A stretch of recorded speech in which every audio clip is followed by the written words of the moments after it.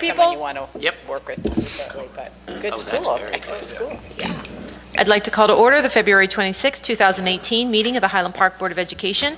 The New Jersey Open Public Meetings Act was enacted to ensure the right of the public to have advance notice of and to attend the meetings of the public bodies at which any business affecting their interest is discussed or acted upon.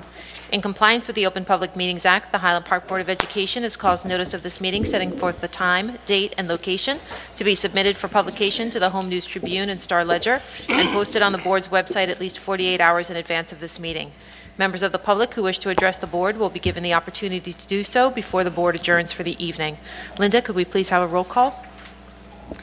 Ms. Byer? I thought I saw her. Nope. Oh, no, sorry. Ms. Cimarusti? Here. Ms. Coleman? Ms. Gowan? Here. Mr. Krieger? Here. Mr. Magazziner? Here. Ms. McFadden DiNicola? Here. Ms. Pietrobono? Here. Mr. Roslevich? Be it resolved, pursuant to the Sunshine Act NJSA 10-4-12 and 13, the Highland Park Board of Education will now meet in closed session to discuss HIB reports and discipline matters. These exemptions are permitted to be discussed in closed session in accordance with NJSA 10-4-13. Information regarding the board's closed session discussion will be disclosed to the public as soon as the need for confidentiality no longer exists. Could I get a motion to recess to closed session? So moved. Could I get a second? Second. All in favor? Aye. That's nice. People? Someone you want to work with necessarily, but good school, excellent school. Yeah. I'd like to call to order the February 26, 2018 meeting of the Highland Park Board of Education. The New Jersey Open Public Meetings Act was enacted to ensure the right of the public to have advance notice of and to attend the meetings of the public bodies at which any business affecting their interest is discussed or acted upon. In compliance with the Open Public Meetings Act, the Highland Park Board of Education has caused notice of this meeting setting forth the time, date, and location to be submitted for publication to the Home News Tribune and Star Ledger and posted on the board's website at least 48 hours in advance of this meeting. Members of the public who wish to address the board will be given the opportunity to do so before the board adjourns for the evening. Linda, could we please have a roll call? Ms. Byer? I thought I saw her. Nope. Oh, no, sorry. Ms. Cimarusti? Here. Ms. Coleman? Ms. Gowan? Here. Mr. Krieger? Here. Mr. Magazziner? Here. Ms. McFadden DiNicola? Here.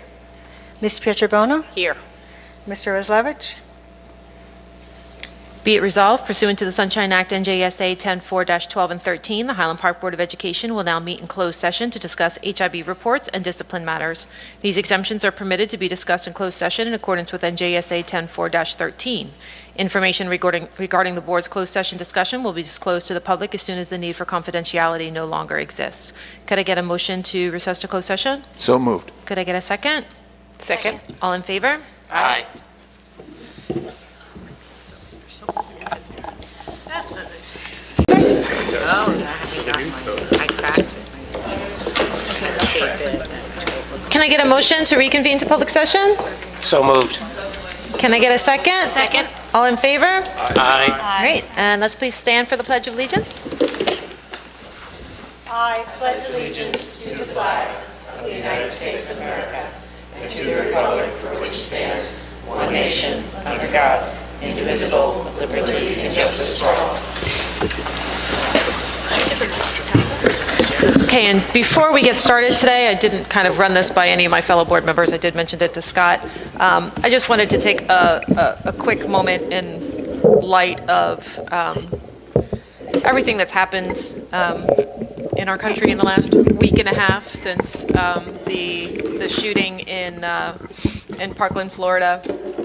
I know that there's some work that's underway on behalf of the students to put something together for April 20th. April 20th is one of the dates that students have chosen. I think this is what, March 14th, March 24th, and then April 20th. Students have been engaging in all kinds of protests of all kinds since that shooting. And I just, as a board, wanted to take a moment to recognize everything that's been going on in the last week and a half and actually have a moment of silence and both obviously in honor of the students that were lost, and also, but also in honor of the students who are just kind of rising right on up and taking control of this conversation, which I greatly appreciate. So if we could all just take a moment.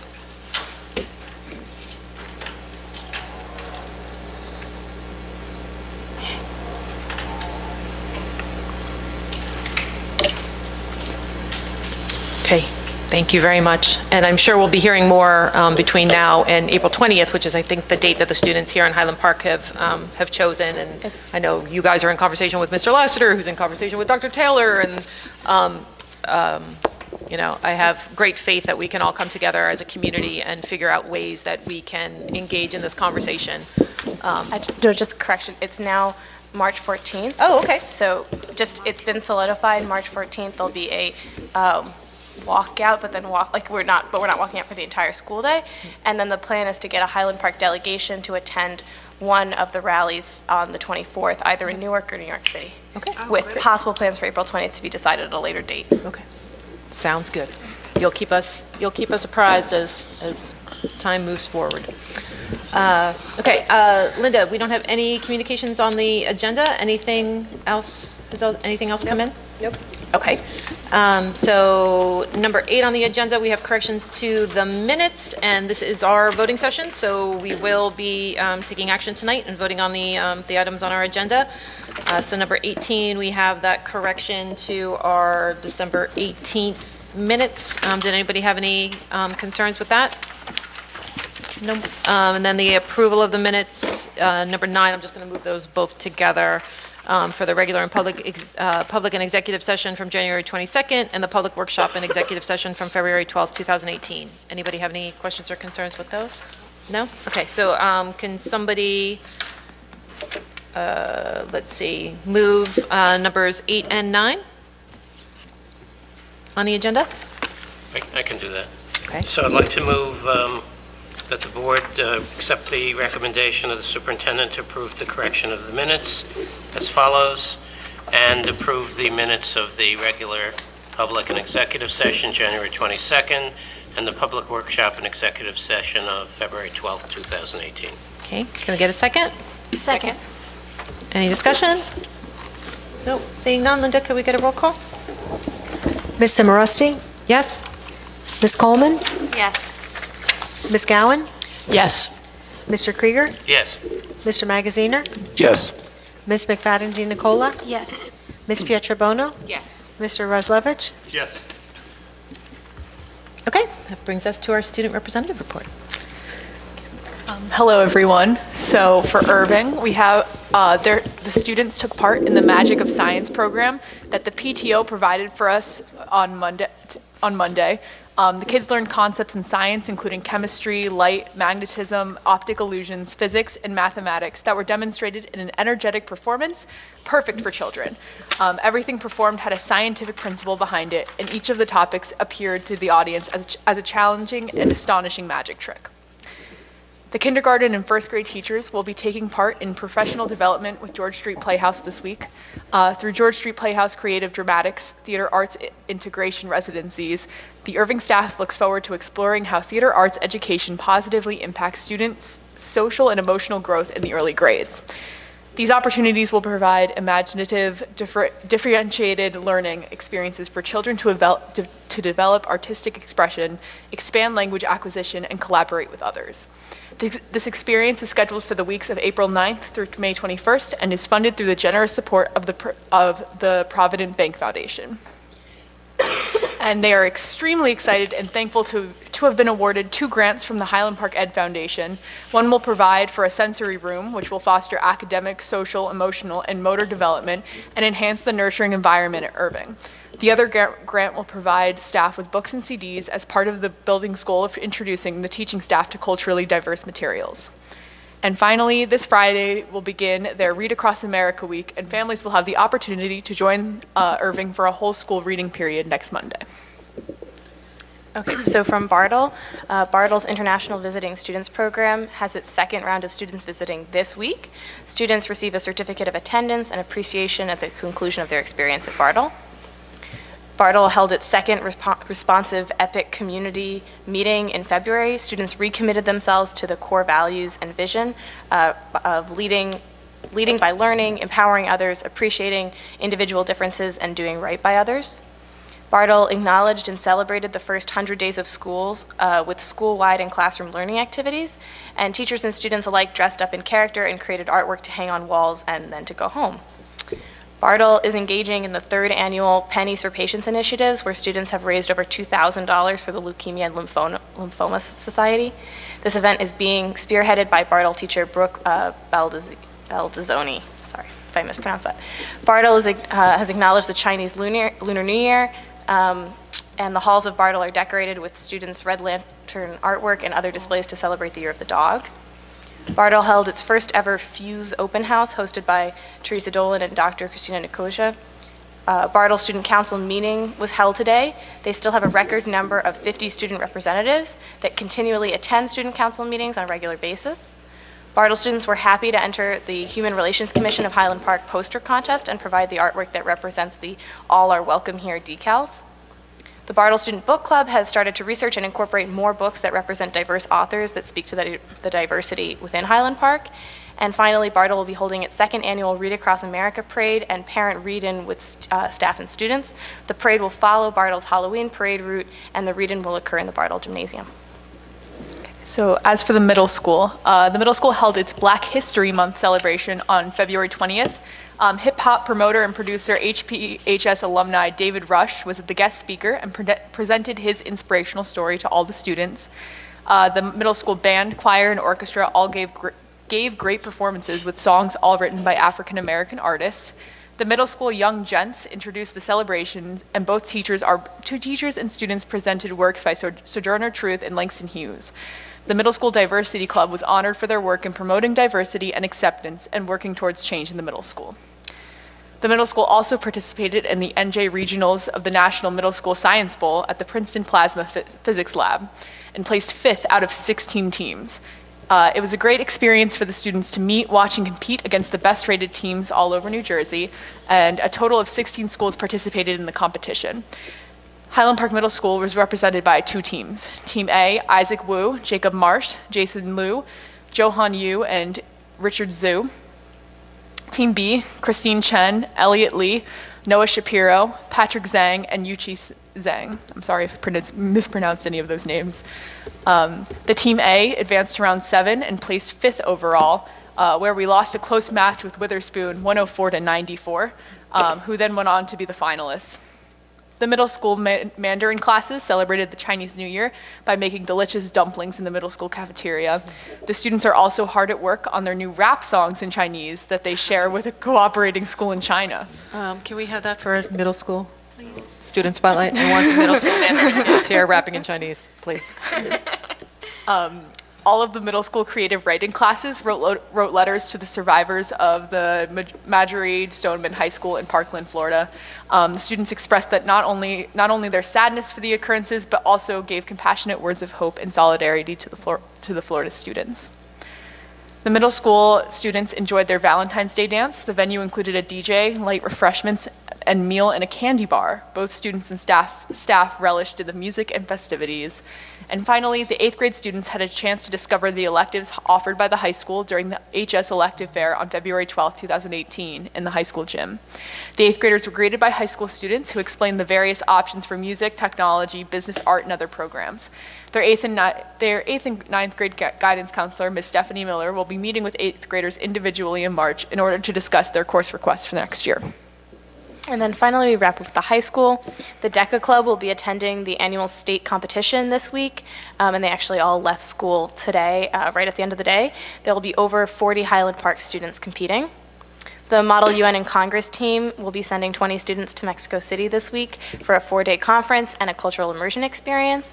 We leave 4:15 a.m. tomorrow morning. And 1/10 of them are delegates sitting at are the table. very much looking forward to meeting their partners at the sister schools. We're visiting 3 this year instead of 2 like last year, visiting pyramids that are just outside the city, the Frida Kahlo Museum, practicing Spanish language skills, and trying lots and lots of amazing food. Student Congress just gave out their February fundraising grants to several different organizations within the school. So $500 went towards funding a school bus, not a school bus, funding public transportation tickets for the GLOW program to take a trip to New York City so they can practice their real-world skills and both within the city and getting there. $250 were awarded to Global Awareness Group for help in funding their bracelet fundraiser that advocates for an end to child slave trafficking. And $50 went to the Saga Club for several pride flags that were to be hung around the school, kind of in connection with the various flags of nationalities you see in Center Hall. The girls' winter Can you just say what SAGA is, just in case anybody doesn't know the acronym? We have so many acronyms that we all think everybody knows. Straight and Gay Alliance. Straight and Gay Alliance. The girls' winter track team won the Group 1 state championship title on February 18th. And finally, congratulations to the Science Bowl team that tied for 5th place this past weekend. The team was made up of Kevin Marks, Elizabeth John, Carrie Lee, Noah Hartwick, and Eric Chen, who made it all the way to the 9th round. Excellent. Thank you so much, you guys. How many kids going to Mexico? 20 of us. Nice. Including these two. So whenever you need to go. Nice. All right. Thank you both so much. It's all yours. Couple of shout outs. Not shouting much. Couple of shout outs. You guys give the most comprehensive reports consistently. Thank you. Fantastic. Also, one of Highland Park's favorite sons is working the camera tonight. A shout out to John Gartner. Hi, John. Hi, John. Thanks for coming in. John has also applied to be our videographer for the rest of the year. So you may see a recommendation to the board sometime in March on that. So tonight we are honoring one of our high school's favorite sons. And we're also going to be hearing about the U.S. History 2 with Honors Option program. So first I'm going to introduce Mr. Lassiter to take the podium.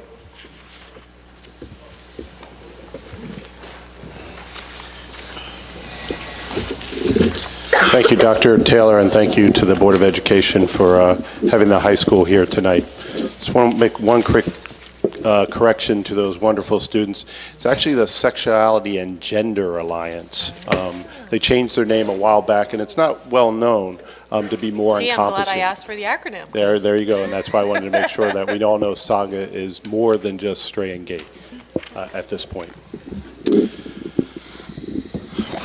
How do I call up the next student? Principals aren't supposed to have favorites, but I actually have 4 favorites in this room, so I guess it's okay to call up a favorite daughter of our school, Uchechi Oda Conway. I want to speak about her as our superintendent spotlight first. Come on up here.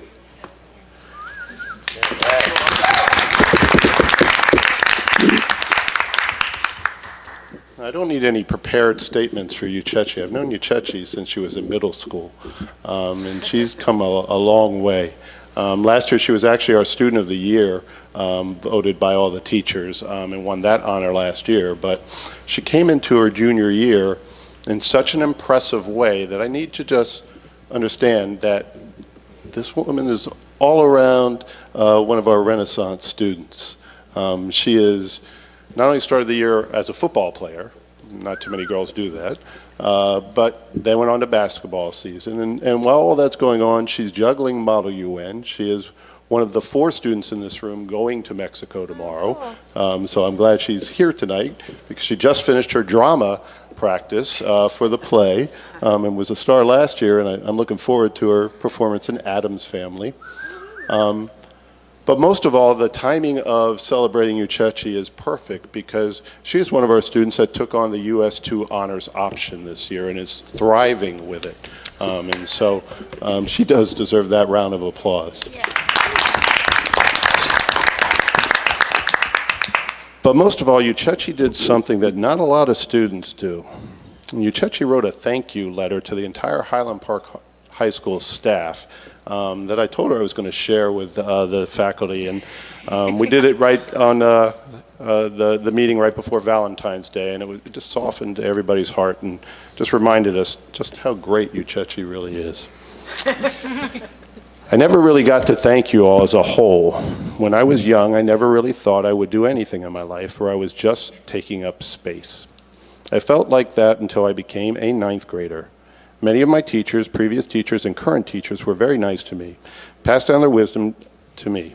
This school has not only been kind to me, but let me have the opportunity to make friends, get out of my comfort zone, give me good memories, but most of all, made me feel like I matter. I can't even fit all the thanks I want to write down, but for now, thank you. Love you, Chechi. And that's the same reaction we got in the faculty. So without further ado, I think we need to recognize you, Chechi, as our student spotlight.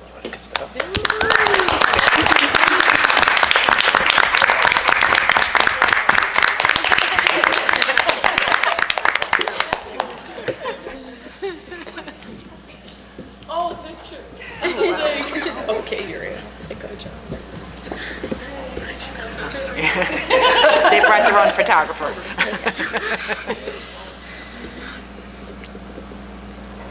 Can I get a picture with all of us? Yeah, let Junior, just for Oh, me. can we take one? Oh, Junior, just give me that support. I appreciate it.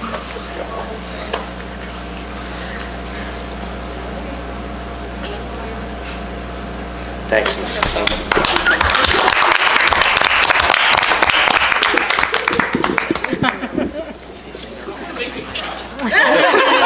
You made us cry. Teachers.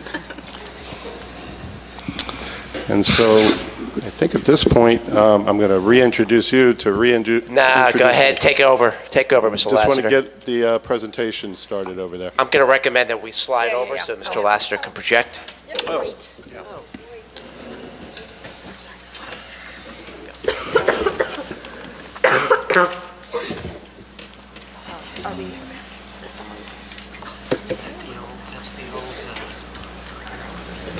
That's the old newspaper. Oh, yeah. I pulled up that file. Oh, excellent. And then one of the writers, I know all the people. I just moved to she's blind, but she lives in Detroit. I know that. She was a writer for the whole her name. Like, hey, I'm just reading an article about 1978. He was a student teacher, still street, and he had the spotlighted by every my daughter's every kid that 20 plus years ago. It's hysterical. It's in his office. It's in his office. Go get some sleep, please.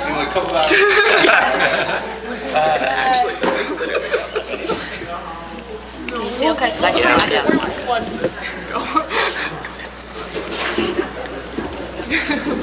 My wife was involved with that. Yeah, with Got she it. was on the committees and Okay, we did send out a letter inviting parents to come. Last February, we actually did a similar presentation on our whole goal of this with a promise that we would do another presentation a year later. I sometimes think that when we don't have a lot of people come out to these meetings, they must be happy with what's going on. So, going to begin with Dr. Taylor because all of this really comes in link with our district strategic plan. We were going to have some teachers here tonight, both Mr. Gold, who's leaving at 4 o'clock tomorrow for Mexico, and Mr. Broadfoot, who's currently on the DECA trip as a chaperone. These are two teachers that have helped lead this expansion and this honors option, but they're doing other things for students tonight. Dr. Taylor, did you want to speak at all about the strategic plan? Or you want me to just, got it. So we all know that the Pathways to Excellence is our strategic plan. I always relish the fact that we have a strategic plan. I've been here for 25 years, and not until Dr. Taylor did I ever even hear the word a strategic plan. So it's great that we are really trying to focus on things we've needed to do in our district for a long time. I've always believed in mixed ability classes, being a middle school teacher, and having mixed ability classes for years as an educator, and implementing instruction and assessment strategies that help differentiate the instruction for each learner is the goal that all of us have in this district. So how does that look at the high school level? Well, students are all given the opportunity for success at all levels, and an open policy to students and parents to waive students into higher level courses exists. So if a student is not recommended for an honors or an AP course, they still have the right, with their parents' support, to help waive and choose to take a higher level course than they're recommended. However, our students are encouraged and recommended to take the most challenging courses possible, and then the teachers would differentiate to their needs. Sometimes that isn't always in alignment, but we always try to work very hard to give the students the options. So how has this looked in junior history, and what has been our history in these courses? And so way back when I first was involved in administration, US 2 honors and AP US history were about the same. And then you can see over the years, there's been a gradual movement to more students taking AP US history than taking US 2 honors. So what we decided to do this year was to change things up a bit, to set up an on-level history course, no longer referred to as CP, because for some reason college prep has gotten a bad stigma with the students. When they hear CP, they think, that's the low-level course, it doesn't mean anything, and it's not going to challenge me. Well, CP means college preparatory. So I've taken out the term CP out of the program planning guide. I've asked all the teachers not to use the term CP in referring to courses, because we're a college preparatory high school. Okay, and so this year we offered US History 2 or AP US History. And for US 2, we gave the students an honors option. That means they did not need to pre-select before coming into US 2 in September to be in an honors course. They could make that decision once the course started in September. We also encouraged the AP option heavily through guidance, through the teachers, to really be involved in recruiting kids and telling them that AP is a good thing.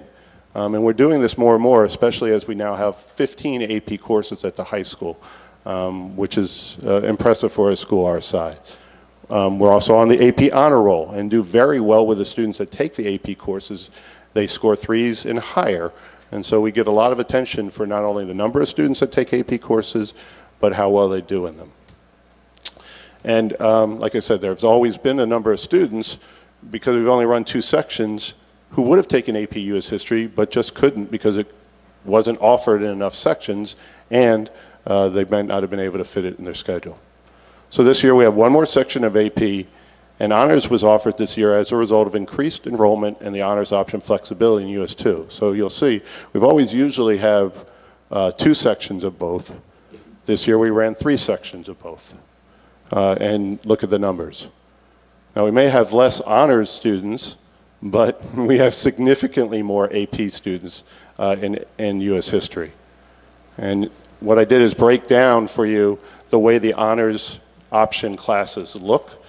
So there are 3 sections, one with 16 students, one with 22, and one with 13. And I'll talk to why there's an imbalance in a moment.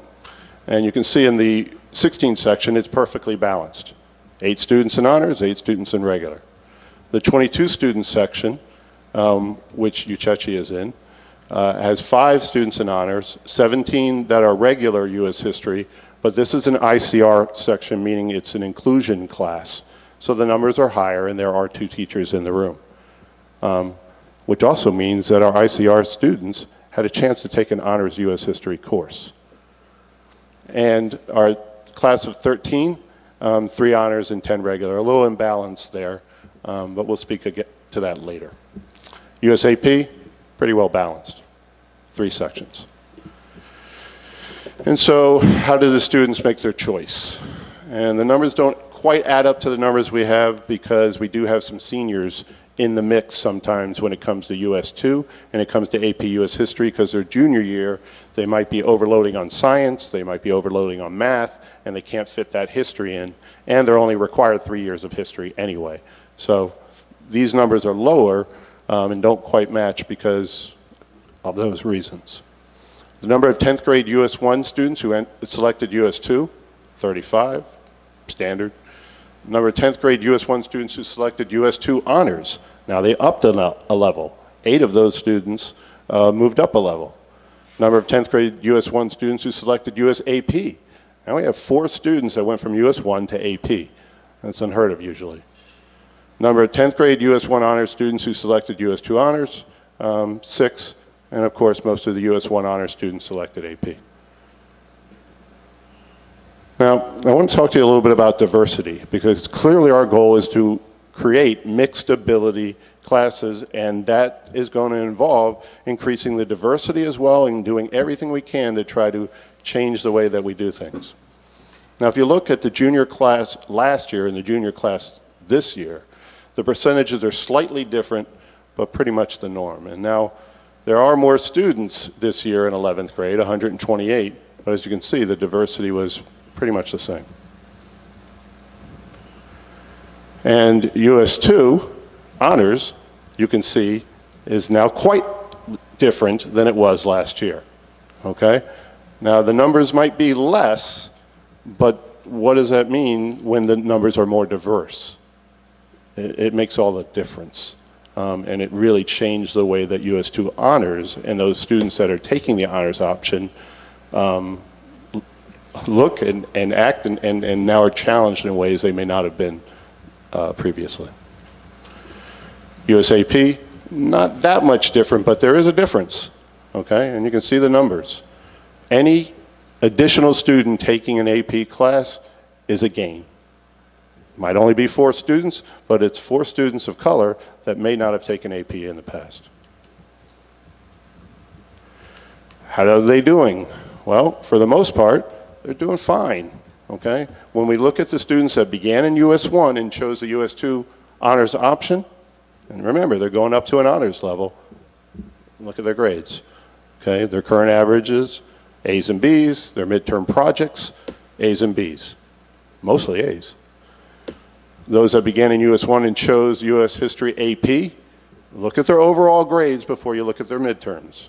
Okay, their overall grades are fine. A, B, and even a C in an AP course from someone that came from US 1 is not a bad thing. Okay, it really isn't. AP is a tough course. It's a college level course. Now their midterms, please look at the phrase after it, in line with the AP exam. The teacher has to create an exam that will give them practice before they're going to take the AP exam. So they're taking a college level exam and they're still passing it. Okay, they're still passing it. Okay? Now let's look at those that began in the honors class and what they are doing. Okay? You can see all the honors US 1 students and US 2 honors are getting A's. Midterm project, still A's and B's. The exempt, medical issue, don't need to go into it. Those that began in US 1 honors and chose US History AP, there's where you have your student that's not passing. It's a more significant reason, but everyone mid-year might not be doing well for various reasons. However, when you look at the majority of students, they're right in line with success, okay? And they're all passing even if they didn't do well on a midterm. So you might think, well, the course isn't as hard in US 2 honors, and maybe there's some reason the kids are just getting grades that they're getting. And so Mr. Broadfoot conducted a survey. For a couple of his students weren't available, they were absent when he did this, but when asked if students liked the idea of an honors option for classes, 8 said yes, 1 said no, and 3 didn't have an opinion, probably because they had never been in an honors class before. When asked if they think the honors option is as rigorous as separate honors classes, 6 said yes, 3 said no, and 3 said they didn't know, again, probably because they hadn't been in an honors class before. When asked if they would rather be in a separate honors class, 4 said yes, 7 said no, and 1 really didn't matter to that particular student. Now this is an informal survey, so I decided to do a formal survey. And so I called all 16 US History 2 honors students to the library. I missed a couple, they were absent, Okay, and I got 13 that were there. And talked to them about the rigor. I gave them a real specific question, reason they selected the course, and they could select more than one. So 9 of them said they wanted the challenge in rigor. 8 of them chose U.S. History 2 honors for the GPA considerations, 4 of which had been in U.S. 1 honors. Teacher assigned the course, 3 of them chose the course because they knew who the teacher was going to be. One was worried about public speaking in AP and said, you know what, I don't want to go in AP, I'd rather be in U.S. History 2 honors. And so I asked them 2 other questions that were more anecdotal and they could provide a lengthier response. The students were also asked if the course was challenging and rigorous, why or why not? And do you believe you chose the best course for your needs, why or why not? And so I looked at all their responses and counted up the number of positive, the number that might have concerns. 8 students said yes to that the course was challenging and rigorous, and described the course as being challenging enough and more work than they had done in CP in the past. 5 students said no and described the course as not having a lot of homework, which in all honesty we've been told not to give a lot of homework to the students this year, and not as many essays. Okay, so some of the students actually asked for more writing, which Mr. Broadfoot will get that feedback. Students said they should have taken, or 2 students said they should have taken AP, which is a good thing. Now they know, take on that challenge. Do you believe you chose the best course for your needs? Why or why not? 10 students said yes, and explained that they feel like the extra work helps them. It is a good middle ground. I am challenged just enough, and I'm a little upset that I didn't try honors before I like the challenge. I thought that one would be particularly touching, and I felt the same way when I read that. 3 students said the course was too easy, and one of those said AP would be too hard. So really, only 2 students thought it was too easy. One wasn't really sure. Okay? So what should we do next? Obviously, we're going to see how the kids do throughout the full year. Second half of the year does tend to be a little bit more challenging than the first half of the year, particularly in AP as they're getting ready for the AP exam. US 2 honors, now they've gotten all the basics down. Mr. Broadfoot can do more differentiation with the students and take some of this feedback and give them some extra essays as well. But we will continue counseling for students to choose challenging classes. That's been my mantra with the guidance counselors. Okay, teacher recommendations are a guide, but the waivers do allow us for changes based on student, parent, guardian input. Okay, the students may not be trying hard now. By their junior year, sometimes they really step it up. And so a recommendation from freshman, sophomore year doesn't mean as much when you're going into your junior year and you might want to take on that additional challenge. Okay, we're going to continue the AP expansion goal for all students interested, and honestly, 15 courses, we're getting pretty much to our max, but some of those courses aren't as rolled as high as they could be. And many of our AP courses, we do have 2 sections. There's only a few courses where we only have 1 section of the AP course, like music theory or computer science just began this year, but I wouldn't be surprised if we have to expand it. And we really would like to consider strongly adding more honors option classes. And so on this note, I asked a few teachers, would you like to try this? And my world history teacher almost knocked me down with excitement, okay, because we've never had an honors option at the 9th grade level in world history. And having that option within the world history class might challenge some of our 9th graders to step it up a little sooner. Okay? My English 11 teacher is also incredibly excited about the possibility and kind of already does it. The curriculum that they're doing in English 11 and English 11 honors is the same. All he does is differentiate his lesson plan based on the students and what they actually might need in the honors course.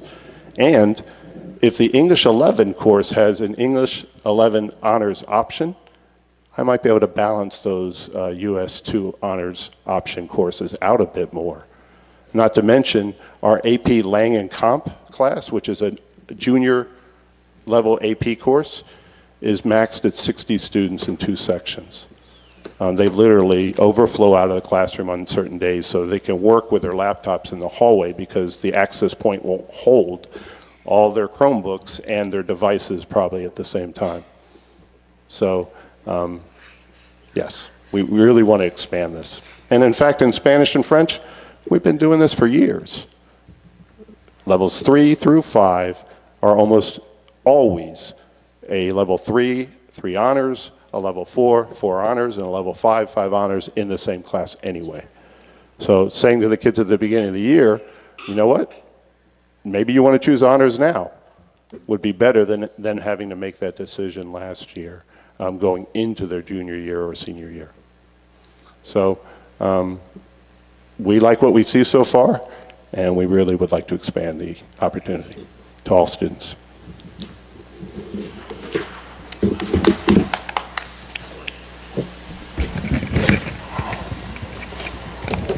I was actually going to recommend that we ask questions at the seats in case you want to go back to the slides. You can use my mic, my wandering mic. I have a question for Mr. Lassiter while everybody's resituated. Yes.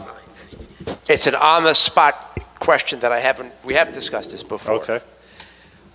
Terrific presentation, by the way. Thank you for the research that you did. Mr. Lassiter has been working very hard with Mr. Broadfoot over the last I'd say at least 2 weeks putting this together. Yeah, about 2 weeks putting this together. You and I have discussed the positive reception that we're getting from staff about the honors option idea. Could we be even more aggressive than what we're seeing here in our expansion plans? I tried with a few other teachers, and I've got to be honest, I've only focused on humanities first. And some teachers are a little wary in regards to what that might look like. Senior year, it's a little bit harder, I think, for students to, and I'll be honest, I focused on senior level teachers after I focused on some of the junior humanities teachers. And if they haven't done this before, all of a sudden saying senior year, you want to opt to do an honors section, not likely as successful.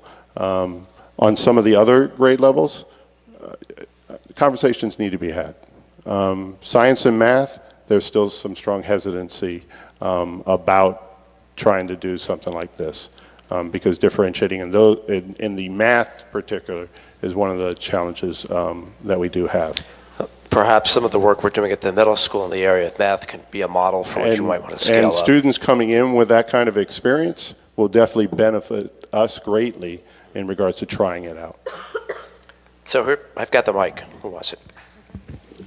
So the question I had as you were going through the slides, and again, thank you so much for putting all this together. My pleasure. We appreciate it tremendously. It's so helpful. Is there the thought, it was really, it seemed really striking the difference between the classroom grades and the midterm grades.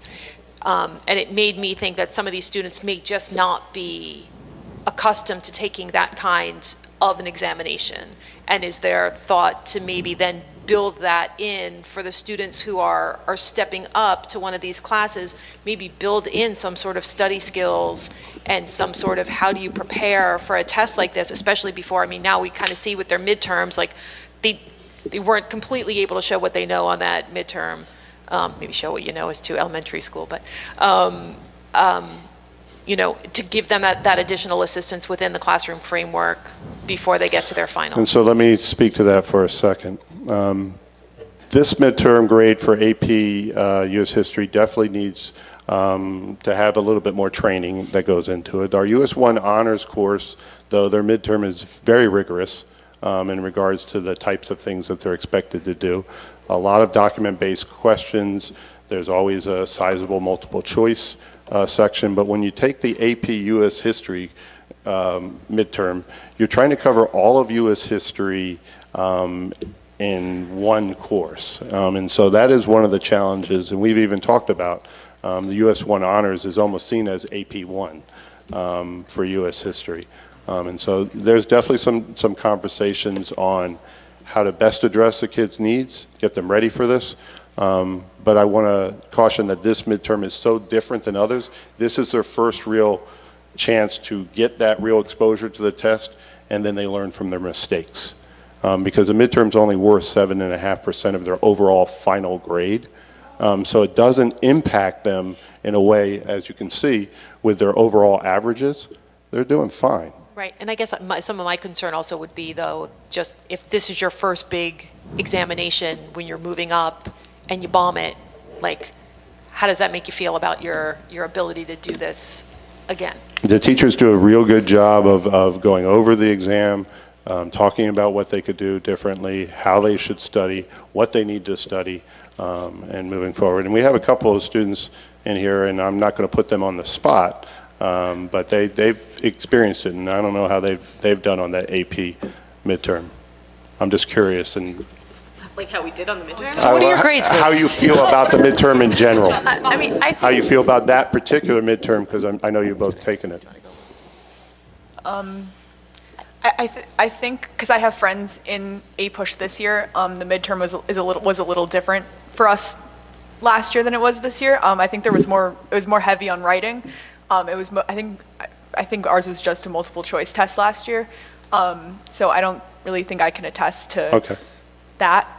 But in terms of the class, I felt prepared for the APUSH exam from the class entirely. So. Yeah, and I'll speak to that. I actually brought these numbers here after Julia goes. Yeah, I think that, well, I don't remember having a problem with the midterm last year, though it's possible that it was slightly different. It's absolutely true that this class requires a lot of outside investment because you have to review an entire year's worth of history at the end of the year to take the test. And so that can be really challenging for students. And then, but I also think that most students just aren't used to taking a test like these AP tests are. And so the midterm is sort of this wake-up call, and then you spend so much of in any AP course, not just APUSH, doing DBQs and doing all this stuff so that it actually becomes much, much easier. So I think that, like, you know, up until this point you haven't done as much, and the midterm is like a wake-up call, but I don't think it has that kind of I think I think the idea of bringing AP for 2 years, possibly having APUSH 1 and APUSH 2 would actually be really beneficial to this, because if you're seeing these scores could be better, I think we would all feel better if these scores were in the US APUSH 1, like in sophomore year midterms, and that was their first time being exposed to an exam like this. And so they were at the AP level for the two years instead of just one. And then, so they have more practice with the test, and so by the time they actually take the exam, it's like second nature. So that's what I would recommend. And so I appreciate both of your feedback on that. Let me talk to you how this might measure up in regards to AP performance. U.S. history, AP scores last year, 36 out of 42 students got a 3 or higher. That's 86% of the students that took the AP exam. And 50% of those students got a 4 or higher. And so the scores have really been good. And one of the main goals of AP, as we all know, is to get the kids, if they take the exam, because we don't require it, and they get the 3 or higher, then they can save some money in college. And so we really try to push the kids to take the exam, train them to take the exam, and I'm a big believer in you learn from your mistakes, and it really helps the kids to understand this is a serious test. I've got to work a little bit harder than I did in the past. While I have it, since this is really a junior level focus, even with our AP expansion in Lang, it's been great. 45 out of 49 of those juniors got a 3 or higher on the AP Lang test. That's a 92% rate of students getting a 3 or higher in that particular exam as well. And so our students did good in AP last year. We'll look again to see, did all this help or potentially impact the scores in another way? But we don't evaluate our teachers by the scores. I'm giving you those numbers. The numbers speak for themselves. The teachers don't get the pressure that they have to get the scores, because our students don't have to take the test. They take it voluntarily. And we just subsidize for the students that can't afford to take it. So this goes to this idea of looking at scores for next year. So obviously we don't know scores, but we did just, the deadline for registering for AP, at least for the $94 test instead of the 100 whatever, just finished. So do we know how many students we expect to take the APUSH exam relative to last year? Because like are these grades or whatever, or having to jump the course and that already being too much, is that discouraging people from taking the exam, or are we saying the same kind of enrollment? I can't answer that question. You definitely put me on the spot since the registration just closed literally on Friday. I don't know off the top of my head. And we have a new AP coordinator who I have to ask her to figure out how she can get all that information together. But I promise you'll have that for the next board meeting that you can bring it back. This is just kind of out of curiosity, but how many of the students in the normal US 1 or US 2 are likely to take AP Government? Are they at all likely, or is there any possibility that they Great could? question. Again, can't answer. We haven't even begun really, just barely scheduling the students for their senior year and having them choose the Gov course. Our Gov course, though, traditionally runs 2 sections because I need to, with about 50 total students taking AP Gov. Again, that's completely an elective now because they only are required the 3 years of history, and that doesn't count towards one of the state requirements. I have a question. So, thank you, and this is fantastic news. Very, very exciting. I think, particularly as we were talking about this last year, and now knowing the level of success and participation levels, especially with regard to the honors option. And could you describe for us so what additional are the kids doing who have chosen that honors option? Can I add on to that? Yeah. And how does it work? Do they, at the beginning of the year, say, I want honors option? Can they move in and out of it? Okay, so the honors option was offered to them in September. Mr. Broadfoot, myself, and Dr. Taylor actually kind of coordinated on the letter that we would give the students and the parents to consider it. By the middle of first marking period, they had to make a decision and select the honors option. So they had a chance to kind of see what the different assignments might be, what some of the expectations might be, and it also gave the teacher a little bit of time to recruit as well, some students that might have been on the fence. When they selected that option, assignments were differentiated in regards to say if you have a group project, now you're the honor student, you're the group leader, okay, and you're working with your Shark Tank or your team to come up with whatever presentation, whatever project that you're doing, and coordinating all that and being the spokesperson for your group. So those that wanted to avoid the public speaking that might have been in AP didn't avoid the public speaking in US2 honors option.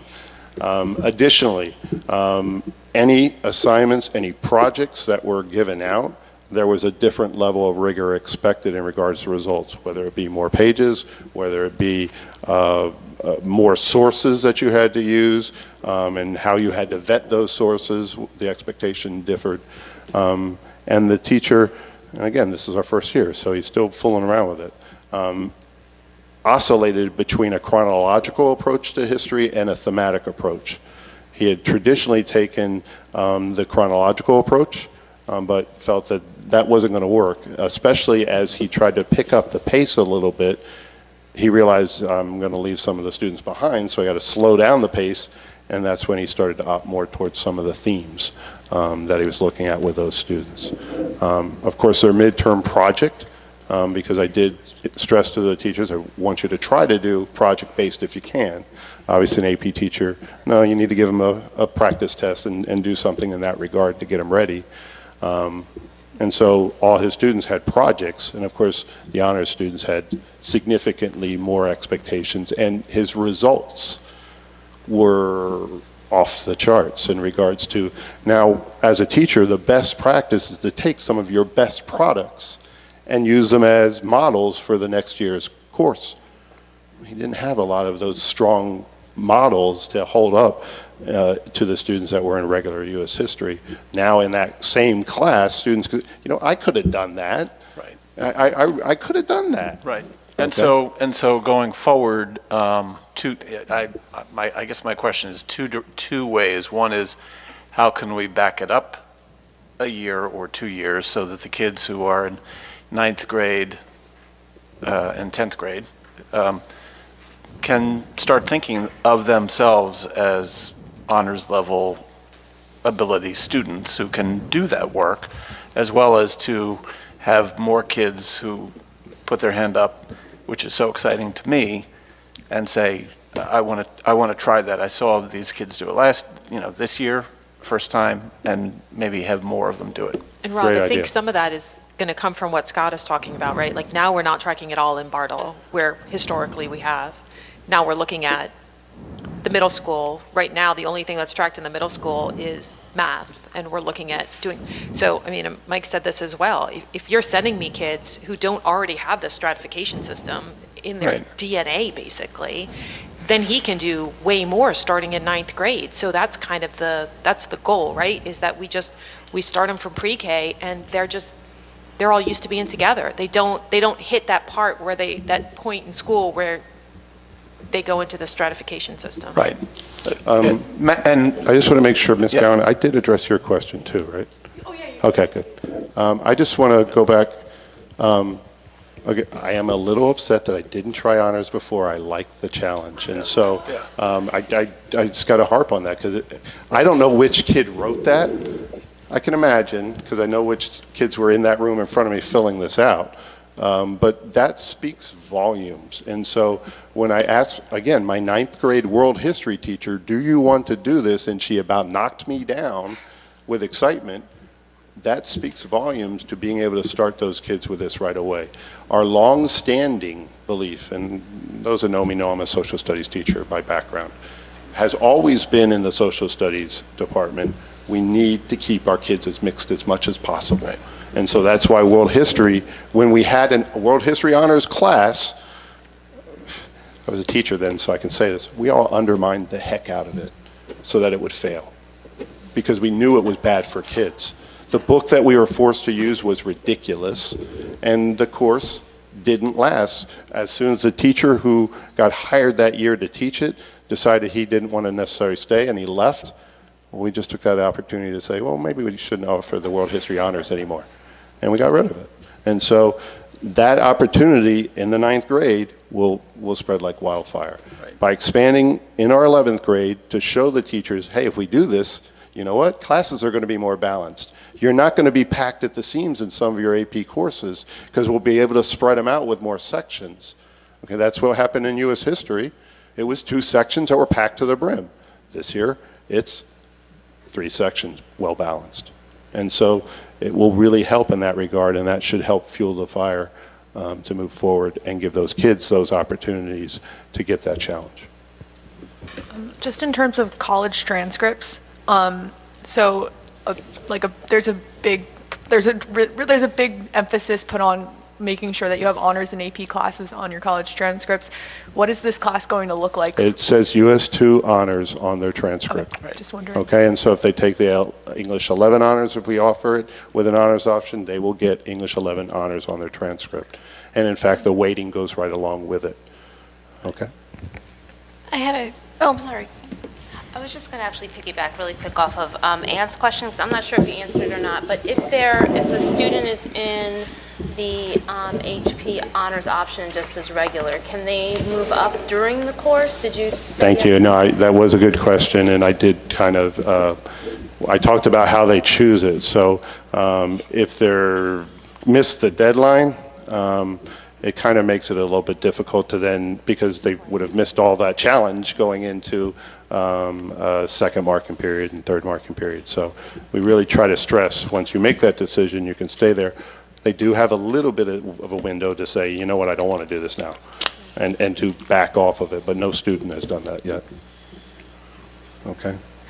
Well, that's the way you set it up. That's what we talked about last year, and, Right. and you're following those guidelines, which is Absolutely. fabulous. Absolutely. It's great. I'm so grateful for this presentation. Thank you. My pleasure.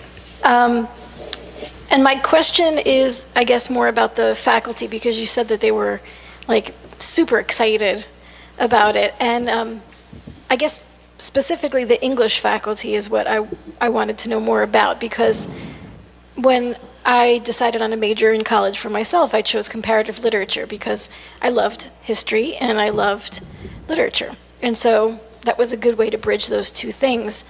So what you were saying about wanting to have as much diversity in the classroom in a history class, for me, that translates also to English. And, you know, having more diverse things to read and more diverse perspectives on that reading, to me that makes sense. So I just wanted to know what you and perhaps the faculty had to say about that, especially for the ninth graders coming in. Can't speak to that just yet, okay? I'm still working with the faculty, trying to make sure that I can get everyone on board. We also have a new humanities supervisor, so we have to have that conversation. And the last thing I want to do is force it. And so I'd rather pilot it, show the success, and then demonstrate that this success is going to have an impact on your class, and let the teachers kind of buy in that way. And I guess that was, if nobody else has a question, maybe I'll wrap it up with that question. And I will add one thing. Just remember, English 11 honors are on board already. Okay, so we have the chance next year to potentially set some groundwork for really spreading the fire. I'm wondering if you have any sense for what the dynamics are like in the classroom. I know we had some students last year who were sort of very resistant to the idea of a heterogeneous class. Others were excited about it. I know you said the teacher tries to sort of mix people up in groups, so there'll be some honors kids and some not honors kids. Do you feel like the kids are sort of getting along? And so, in all honesty, one of the students that responded, out of all the students I formally asked, did say that they didn't like the two teachers were in the room and that they would have preferred to be in an AP course. Okay, so they didn't like the two teachers. Yeah, there was one student, but out of all the students that we asked, put that out there. And I know what that means, and we all know what that means. Right. And so I just go back to, now this is them telling Mr. Broadfoot directly, do you like this? Most of them said yes. Okay, is it as hard as you expected? Well, and some of them may have been those students who had never taken an honors course and said, oh wow, you know what, I could have done this a long time ago. Right. It's not as hard as I expected, okay? And if they wanted a separate, 7 of them said no, okay? And I feel like I just totally missed something. There's 2 teachers in the classroom? For the one section with ICR. One section with the ICR, yes. I see, and that now has a reputation as being sort of the, which it's not supposed to be, right? All I'll say is that some of the students that stepped up in that room, again, were students that were classified students. Yay. And they now had an honors option because we can't, I'm sorry, we just don't have the manpower to run an ICR honors section. Okay, but when you split it up and honors is available in all the classes, now we do. Yes, it's so great. So, anybody else? No? No? Okay, so then the last thing I'll ask is there, do you have plans to take your presentation on the road with the staff to just kind of put the bug in everybody's ear? Absolutely going to share it now with here's everybody. The 2 teachers that were involved with it know it well. I haven't shared it with the whole faculty. I wanted to work with Dr. Taylor, make sure the board is behind it, and then absolutely we'll take it on the road. Expected more parents here tonight, invited a whole bunch of them, but this will be available on our website, and I will encourage parents in my next letter to look at it. And if I get the sanction from the board, like I said, all it takes is a course proposal to say, next year we'll be offering English 11 with an honors option and world history with an honors option. I can't see any objections sitting around the table, so. I didn't think you would. The PDF version of these slides is in the board drive in the superintendent's folder, so you can mass distribute it if you'd like. Mr. Lassiter, thanks again. I just texted you my thanks. Well done. And that concludes my report. All right. All right, again, thank you so much, Mr. Lassiter. We really appreciate it. Very much. We appreciate all the effort and the presentation. Okay, so we'll move on to our board committee reports. Michelle, you go first. So the first item, as usual, is And ladies, you're leaving us, yes? I'm sorry. Oh, yes. That's right. Have a fantastic. Is there somewhere that you, like, things get posted on social media for the whole class that we can follow you guys or your adventures? We have an Instagram and a Facebook, like the The club does? Yeah. Can you tell everybody what it is in case? We can try, it's at HP Monk. We can try to post as much as possible. At HP, MUNC. at HP, MUNC. see. Okay, Yeah. so anybody at home we who can wants to also- follow our fabulous students while they're in Mexico. We also last year brought a presentation to the board, so I don't know if yeah. that's going Yeah, to that was happen. great. Real time would be awfully exciting, you know, like to like see where you guys are. We'll have No like pressure. geo-trackers. No pressure. Commentary. Well, we're not that extreme. Just, you know, a little picture now and again would be fun. Have All right, fun. have a wonderful time. Get some sleep. Okay, sorry, Okay. Michelle. No, not at all. Okay, so first item, as usual, is approval of field trip requests. And we had gone through that before, last time we met. So if you have any questions, I'll just keep moving on. Number 2 is the approval of the HIB incident report for November. And And I'll just mention now, we're going to change the language in that a little bit. For number 2, for the November reports, we're going to change the language to, I move that the Board of Education accept the recommendation of the superintendent to accept the findings of our special counsel, David Rubin, regarding the HIB incident report. thank you. So that's how that will read. The number 2.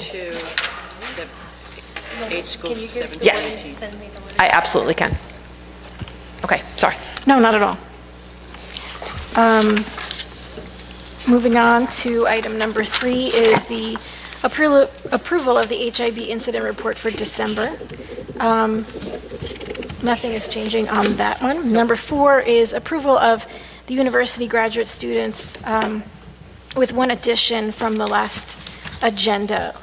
We have Gabriella Giovanetti as a nursing student being placed with our nurse, Janie Mazer. And now we have Emily Tenenbaum, a PhD student, placed at the high school with Mai Ping Yang for science. Number 5 is the approval of new courses at the high school, starting for the 2018-2019 school year. And those 2 classes are Mandarin 1 and 2 for 5 credits apiece. Number 6 is the approval of the 2018-19 district calendar. And I know that we had lots of discussion last time, so I'm anticipating more discussion on number 6. Number 7 is approval of a full day of Handle with Care recertification training for the following staff on February 22nd, which I guess this is retroactive. And number 8 is approval of the Teen Center Director Observation Rubric,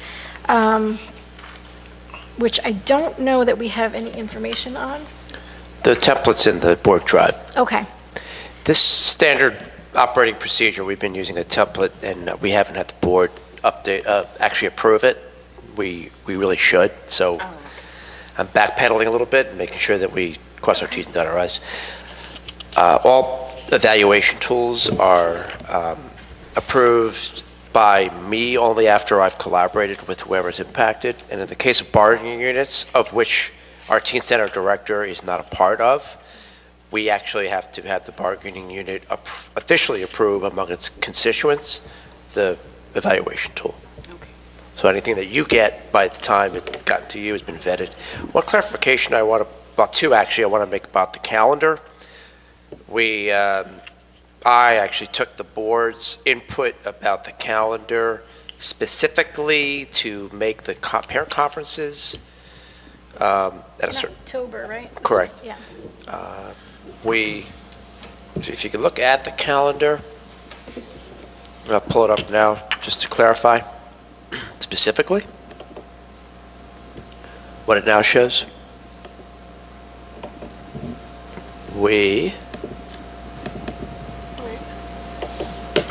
Well, actually, there was the board's recommendation that we go to end of October. I hope by now the board has had a chance to look at what we are finally recommending, and it is to maintain parent conferences during the week of teachers convention week. The Teachers Professional Relations Committee met and felt that that was still the best week for us to have conferences. So that would be the week, I'm sorry. The week of the dates. teachers convention. That was the... which the is week- November 5th, 6th, 7th. And that was the board's ultimate, if I recall, decision, because it felt that that week was already spent on Election Day and Teachers' Convention. Okay. The other note I need to make is something Mr. Magaziner caught, which is a typo. We fixed it. So that'll be updated before it goes out to distribution. Okay. So we couldn't make a dent in October, huh?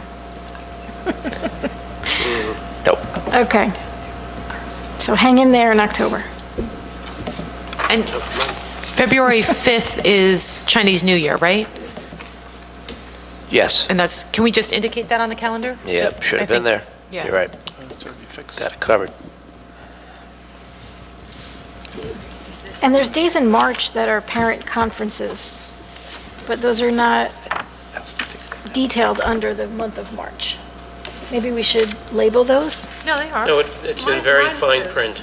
Oh, maybe it's very, very fine. Very but I fine can't print. hardly You see. just have to Is that a enlarge the different version? page. Ours All look right. different. Okay, so mine What is- I'd like to make sure is that we label every cell Yeah. that's been shaded or filled in with some kind of a design. I think, no, it's a PDF, I'm just viewing it. Okay. Let's see, under March it has. Yeah, this is the one I clicked on. I guess this is And I different. plan to distribute the calendar this week, pending board approval. I didn't share with you. No, I know. I don't know, that's Do you want to take a look at Yeah, this? let me Yeah, let's take a look. Thank you. This is in the drive for this week.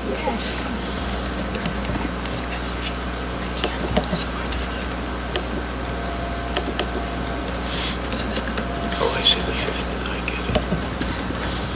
I got it. So we're not doing blackout days. We're just doing individualized. Just, students that are getting, permission to not take exams or do homework on those days that might Yeah. require, We haven't done those in a while. in a while, yeah. I do direct the teachers not to assign homework on holidays.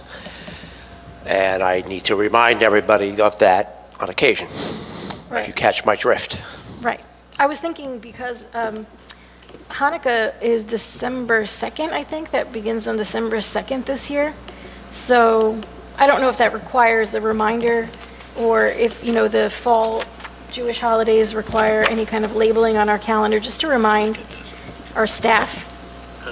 Well, I'll likely do that in September, just as a matter of course. And we do have 3 days off from school for the Jewish holidays in the fall, so Oh, in September, yeah. we should definitely be abiding by that directive. Okay. Yeah, I know that Hanukkah shouldn't be a problem, but it's just so far from Christmas this year. Yeah. Sometimes it's a good thing for, I practice, I'm Jewish, so sometimes it's a good thing, sometimes it's a bad thing. It depends on whether you want to space out your gift giving. Or else you have families with mixed religions, right? And then it's the whole That month becomes of it, December. A month-long Month-long certain celebration. holidays. Right. All right, so we're good on the calendar? That's good. Yep.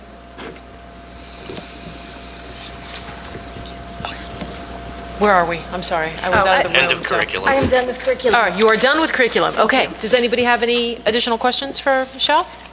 Not necessarily for Michelle, because we talked about this during the meeting, but going back to Mandarin 1 and Mandarin 2 for the high school, did we have any community input on whether or not we wanted to have Mandarin 1 and 2 in the high school?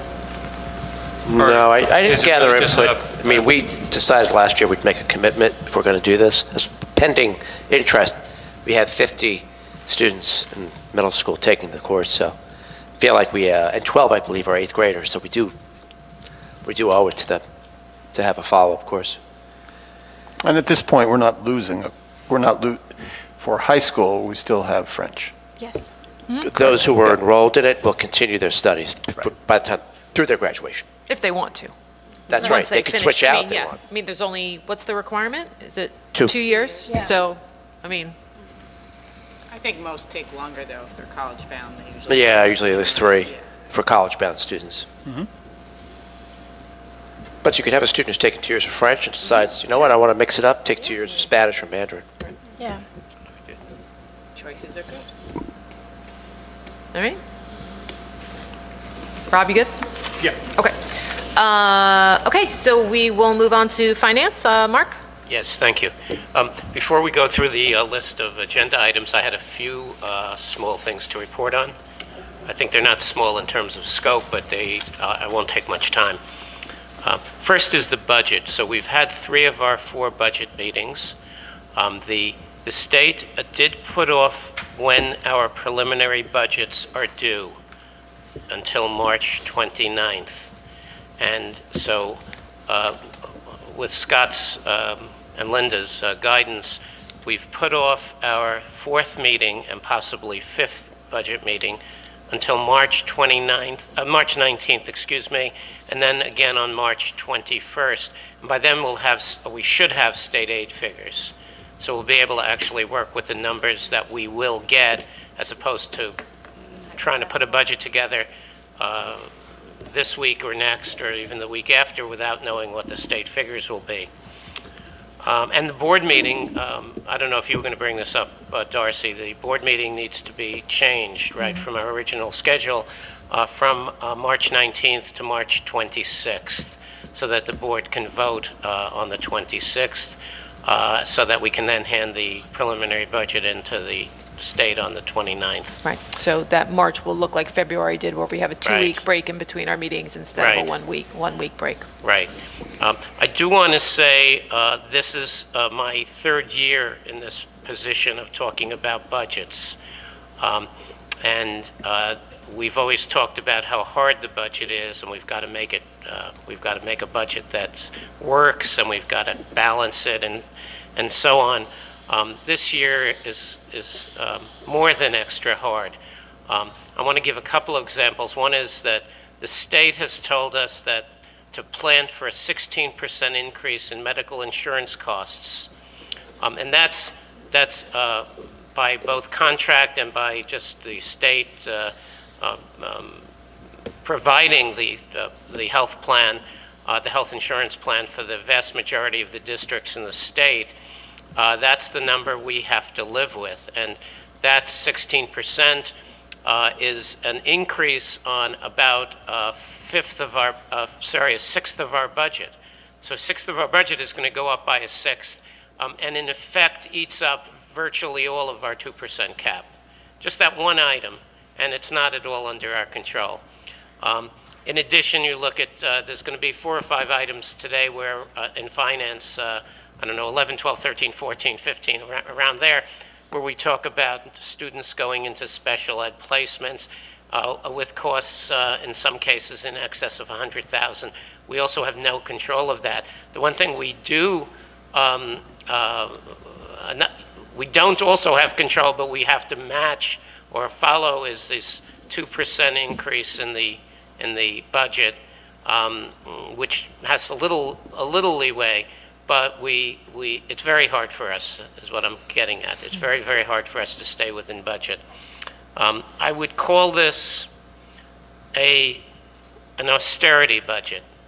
We've been meeting, and while the committee and the administration, and I'm sure the board, is looking to hold class sizes to where they've been, which is one of the kind of last places that we can get some money from, everything is on the table. This is just a very, very bad year, and the budget is going to have to be much more severe and austere than it has in the past. So I just want to alert everyone. Perhaps the state aid figures will help us. The state aid in real numbers have gone down over the last 10 years. So I don't know. I don't know if they're going to help. We'll know soon. But we're trying our best to keep the educational programs, and that's the best we're going to do. It's not a good time. Okay, on to more cheerful items. Demographics. This is the 1-year anniversary also of the demographics report, and I did email the board a report I put together. It's little technical, but it's interesting, and it was interesting for me to work on it. And I discussed with the Finance Committee, which has been very, very concerned with the numbers that we got last year at the from the demographer, which showed as many as 2,000 students in the district in 2021, 2022, and would be really pushing the space that we have in the buildings, not to mention the financial impact and ramifications of that. So I went back to the report. I found some problems with the report. You can see it in the follow-up that I worked on and presented.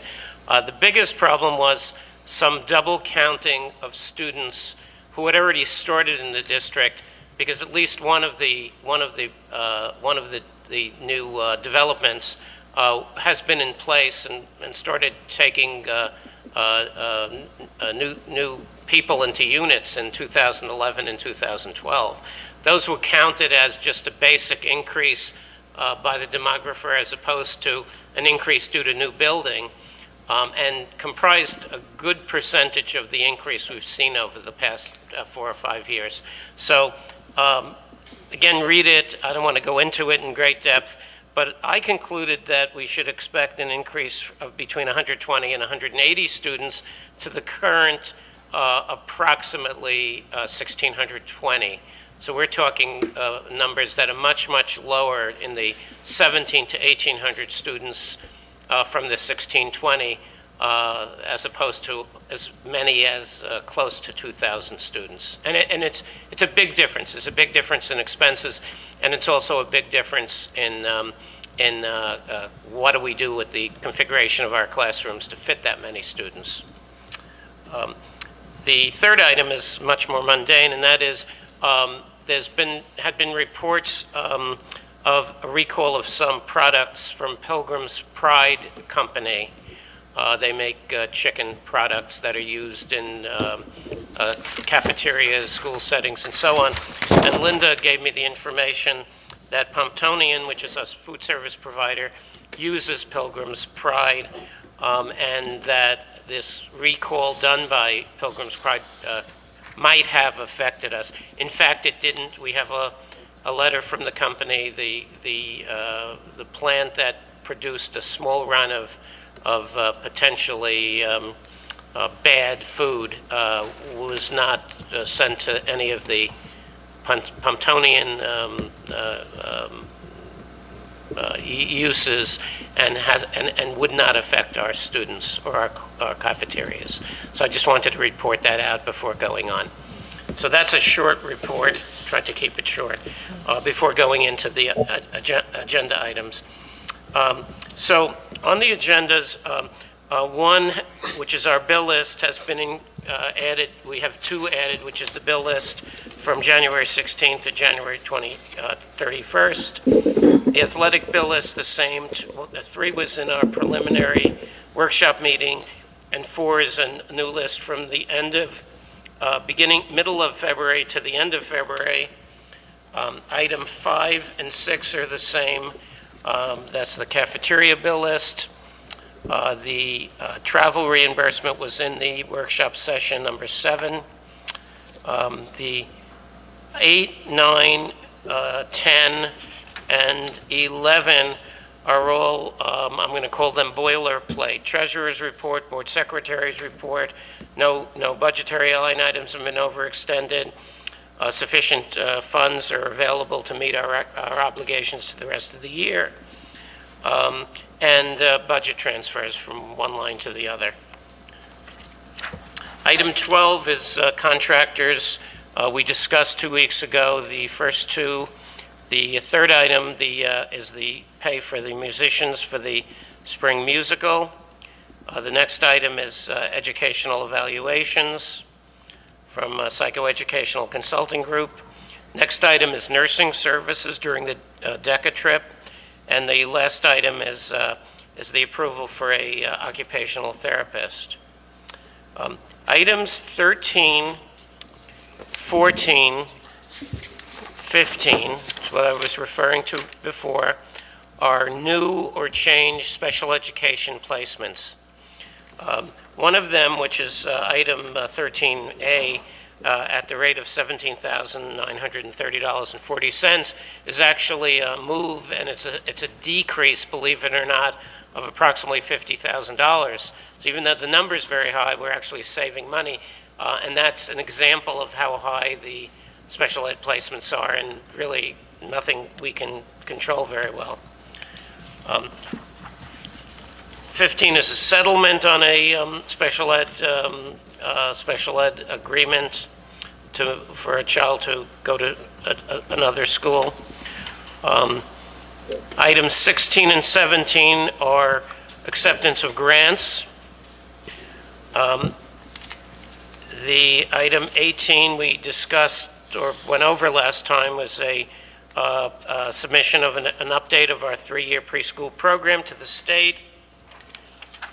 Item 19 is the request for proposals that we have to do this year for custodial grounds and management services. Item 20 is a tiny increase of 0.3%, not 3%, but 0.3% in some school busing for handicapped. And item 21 is grants from the Highland Park Educational Foundation in the amounts listed below to 4 different programs in our school, for which we are very, very thankful. And that's it. Okay, wonderful. Thank you so much, Mark. Does anybody have any questions for Mark on anything he reported or anything on the agenda? No? Quick question. Yep. About the occupational therapist. Is that someone who's providing services during the school day? Yeah, correct. We had to outsource because we maxed out our current employee services. I see. Okay, thanks. Okay, if nobody else has anything for Mark, I do just want to say a quick thank you for taking that deep dive into the demographer study. I haven't had a chance to read everything that you provided to us, but I look forward to doing so and will do so, because this is something, as you know, that I've been gravely concerned about. And it seems like the direction that we're going in taking our dive into this is maybe things aren't going to be looking as bad as we thought that they were going to be looking, which is extremely hopeful, because as I see it, we don't need another massive issue on our plate right now. What I wanted to say is there were not only some errors in the report on double counting, but we also have the year behind us, so we can actually count what's actually happened in the last year. And so the report talked about an increase from 1640 or 1650 at the time, number of students, to a bound of like 1680 to 1720, but we've actually seen a decrease in students. That's the thing that tipped me off. Something just didn't make sense. And there was an ability to count the number of students that we're getting from these developments. And Linda helped very much, a redacted list of just addresses, so I could, process that on the computer and get how many students are coming from the developments. And the numbers are there. If we hadn't had the development, our numbers would be down probably by close to 100 students now. So, and then they had birth rates in the report, so you could look at birth rates over the years. And our largest grades right now are 2 of our 3 largest grades by far are our 11th and 12th, current 11th and 12th, but the early grades are much lower. So you can see this pattern of kind of a wave motion of children through the district. It is, I believe, will be much less bad than we thought. Right. I mean, it's good to get some good news and more stable for us. Right, and the good thing is that we've put these kind of like methods in place, for lack of a better word, to kind of look at this year by year. We've already been collecting the data, so we can keep an eye on it. And if it's, if we start seeing this huge upward trend, then we can, panic. But right now, it seems like we don't need to panic. So and my last conclusion in the report is that the Finance Committee should be doing this every year. Yeah, absolutely. I mean, an outside demographer is fine once in a while. We can do it ourselves. It's not very hard. We know where the kids are coming from. So it's something I hope to be able to do next year at this time as well. Great. All right. Thanks so much, Mark. You're welcome. Thank you. So let's move on to personnel. Judy? Okay. We have a few new things from last meeting, but I'll just run through the agenda and highlight those as we go along. Number one, acceptance of the resignation of a para, Noriaz Molina. Number two is new. It's another resignation at the middle school. It's just a Schedule B position, the girls' spring track coach. Approval of the change of the videographer. We were talking about that. We have a replacement teacher over at the middle school for special ed. We have approval of a swim competition chaperone, number 5. Approval of full-time para at the middle school, number 6. This is also new, the next one, number 7, approval of a para at Irving School. We're going to move that we accept the recommendation of the superintendent to approve a full-time para, Kyle Molinaski, at step 1. And number 8 is also the approval of a maternity replacement para, Audra Zadati. That is on the agenda. Number 9, we went over last time. We just have the addition of one other after-school program assistant at Bartle, Amir Wright. Number 10, I'll give a little explanation. Right, we had a substitute at the middle school for the orchestra and strings, and because the position was open, the sub actually was a certified music teacher, so we have decided to hire him to finish up the school year. The personnel committee felt like because we couldn't do a full search mid-year, the contract will just be through June, and then we're going to advertise the position to see, what kind of pool of candidates we get. Scott's also going out to do a job fair at both TCNJ and Montclair, which are both, known for their music ed programs. So we'll see what happens with that. But we are covered through the end of the school year.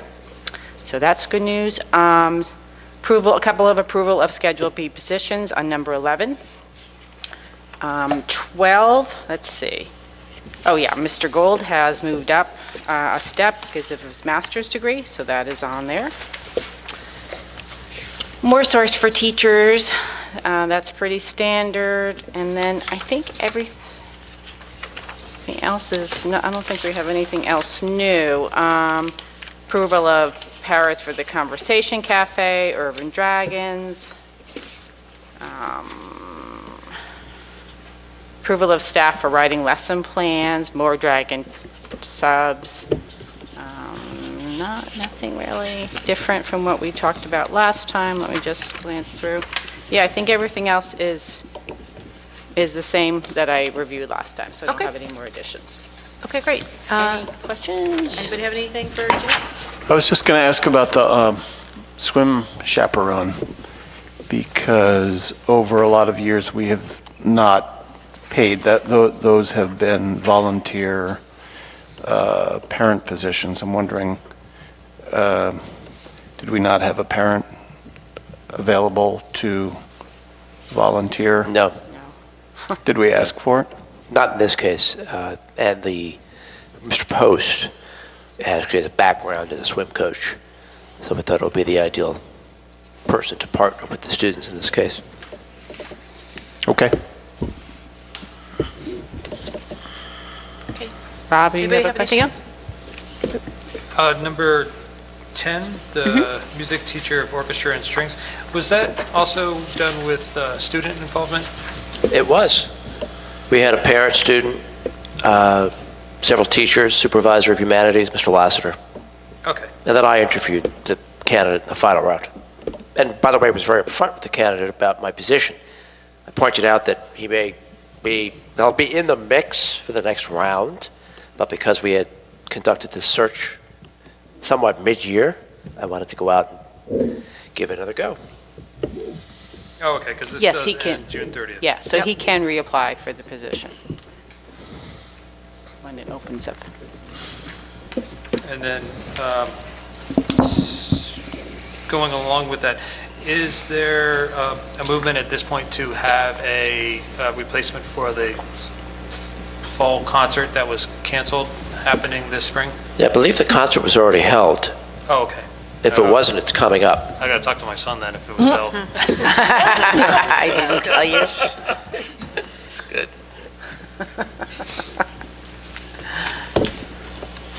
Okay, does anybody else have anything for Judy? No? Okay, so Ann, you want to walk us through the policies? Yep, not too many changes. For first reading, I'm recommending that we approve 3281, inappropriate staff conduct. Where's Keith? He's not around. When, policies are coming up that impact the teachers, how we can loop Keith in early in the process, like last time he had the feedback for us about, well, the K-6 teachers don't email with, so. Oh, yeah, we did fix that, but yeah, there's probably other things. Right. Yeah, but just moving forward as we're looking to work on, or if we know that there are policies that we're going to be working on that have a direct impact on staff. Absolutely. Get that input. Okay. All right, does anybody have any questions about the policies that we're moving tonight for first and or second reading? No? Okay. Thank you, Ann. You're welcome. And you're planning another meeting soonish? Yes, very soon. All right, so we'll move on to equity and excellence. Monique? Okay, we did meet, finally, for the first time meeting with Equity and Excellence on Valentine's Day, February 14th. But we got out in time to enjoy Valentine's afternoon with our family. And really the first item on our agenda was for the benefit of myself, being a new member, and that was looking at the comprehensive equity plan review process, which I know all of you all are already familiar with, but I wasn't, and I just wanted to get some information as to where we are in the process. And so it was helpful to hear from Jen Knapp in terms of what the areas are that were found not in compliance in, and what's being done in those areas. So I'll just share kind of the update that Jen gave, because I don't need to get into the background necessarily on the plan. Is that correct? I can leave that part and move on to the areas that Jen Knapp discussed that are in review currently. The first area is equity and discipline, which was, as Jennifer said, initially an issue in the high school primarily, but is now sort of spilled over a little bit more into the middle school as well. So that's the first area in which we are under review and are taking corrective actions in. And the second area is underrepresentation of girls and racial minority students in gifted and talented and or advanced classes. So Jen said the district basically needs to show progress towards improvement in each of those two compliance areas, and she will be updating the equity plan with current information on what's being done in the district in terms of those action areas. So she did share a couple of updates. She said, again, actions are ongoing, but in looking at equity and discipline, we talked about the professional development and training opportunities that are ongoing for the leadership team and the teaching staff. Dr. Taylor did share some pictures, I think, at the last board meeting showing some of the sessions that have already occurred, and some of the really deep dive discussions that are happening amongst the staff there and the leadership team. Jen also talked about the work being done by a committee of students, teachers, and administrators, and board members as well, to review the disciplinary code, and that's ongoing, and also to make sure the disciplinary code reflects a restorative justice-centered model that the school district is taking as a whole. So again, not a whole lot to report in terms of results necessarily in these areas, but the work is ongoing and we really are in the initial stages.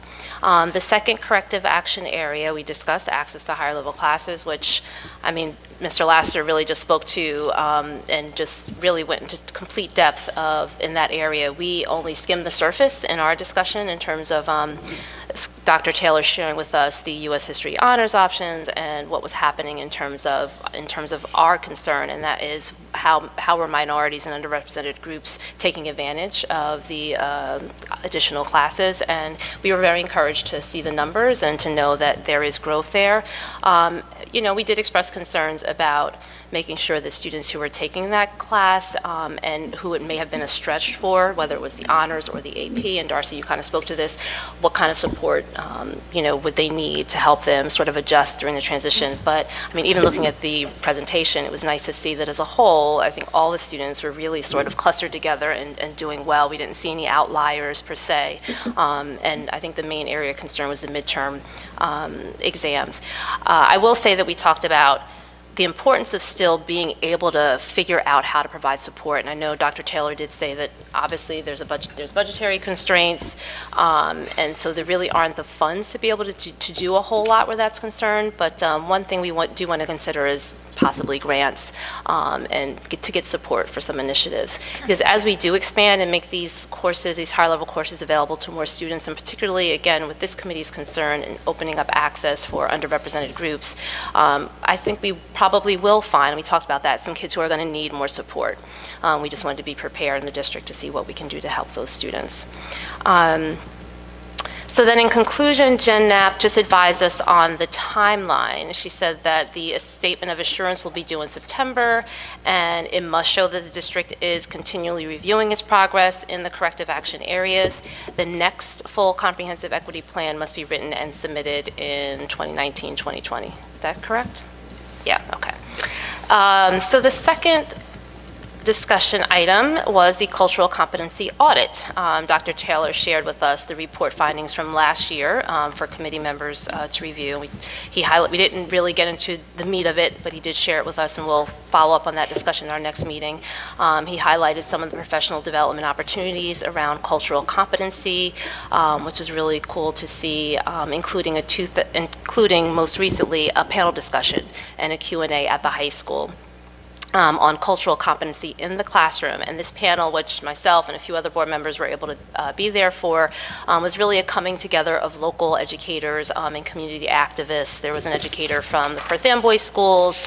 We had our own Ashton Burrell there, a rabbi, and I forgot his name, from Rutgers University, who's also a local or a nearby resident.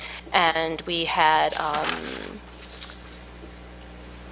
Ms. Osenway. Yes. There you go. So really, I was impressed with just the perspective and the exchange of ideas and information that all of the panelists gave. And what happened was they all did kind of an opening discussion of bringing their perspective from whatever their cultural background was, and also pairing it with their experience as a student, either growing up in a not so diverse school setting and transitioning to, let's say, a predominantly white institution, which was what was shared by many of the participants. And it was really just interesting to hear their perspective and to share some little nitbits from each cultural background, right? So we heard a little bit of the Chinese background and how teachers can take into account the Chinese cultural and ways of relation in terms of how they interact with their students and their parents. I didn't stay for the full discussion, but I do know that there was an extensive question and answer period, so the students and the teachers and staff that were there were able to really have an exchange with all the panelists. So again, I think it was very productive, and it really did, I think, help push that work forward. Dr. Taylor did talk about the leadership team also reading or beginning to read a book called Culturally Responsive Teaching and the Brain. So that's also incorporated into their work around cultural competency. Then another topic that came up in our meeting was if there are any culturally competent curriculum for Black History Month. The question was raised, and Dr. Taylor did state that there is no specialized Black History Month curriculum, nor is there one for the Holocaust. You did mention that as well. But aside from the segments that are kind of embedded into the broader scope of the curricula, there really is no dedicated curriculum in those areas. So Dr. Taylor did mention that since high school curriculum is up for redesign, it's a good time to consider ways to implement those specific curricula and diversify it for different learners. And the last item, or second to last item that came up was grading. We discussed grading inequities, such as vast differences in the number of tests or assignments given by different teachers. Dr. Taylor's in the process of getting feedback, I know, from staff and teachers on that. But this did lead to also a discussion on the dependence of internet access for homework assignments and how in some classes we'll see that more so than in others, and just the impact that has on students who may not have that access at home. So I know that's something that will be followed up on as well with the staff.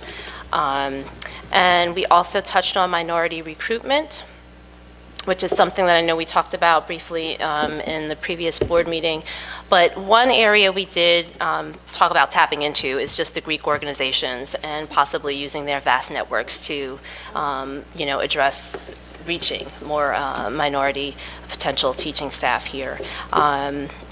Challenging area, and we acknowledge that, but I know Dr. Taylor's working some of the various networking opportunities and just trying to, again, hit the HBCUs, the Greek organizations, and visit as many of the various panel discussions that may go on too as well at Rutgers.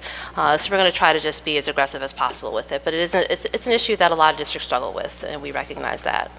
And then the last topic I want to get into, which is really exciting, is the anniversary of desegregation in Highland Park. Just this week, actually, the website has a dedicated page to 2018 does mark the 40th anniversary of desegregation in Highland Park. Let me back up and say that. And if you go to the homepage of the HP schools, on the right panel there, the first bullet point actually is where you can get to the dedicated page, which provides a link to a whole host of newspaper articles from the time period documenting the process of the state mandate for desegregation, the town's response to it, and the ultimate decision and that was approved by the state to actually close one of the elementary schools, so that all of the students would go to all of the schools, and the 3 elementary schools would not be segregated based on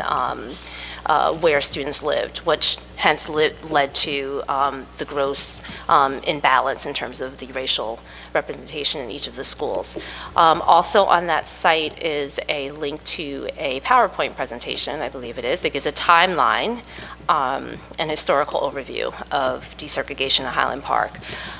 So just a good wealth of information. I think we talked about, how do we here as a town, and we're grappling with all of our initiatives to expand access and, really talk about equity and the discipline imbalances. And I don't know if we all had a chance to at least skim through the articles, but there were a few things that really struck me. And, one of them really was the fact that I think the percentages the racial imbalances were obvious, but what also occurred after the racial imbalances were fixed, right, by desegregation, was that the classes became, racially imbalanced with tracking.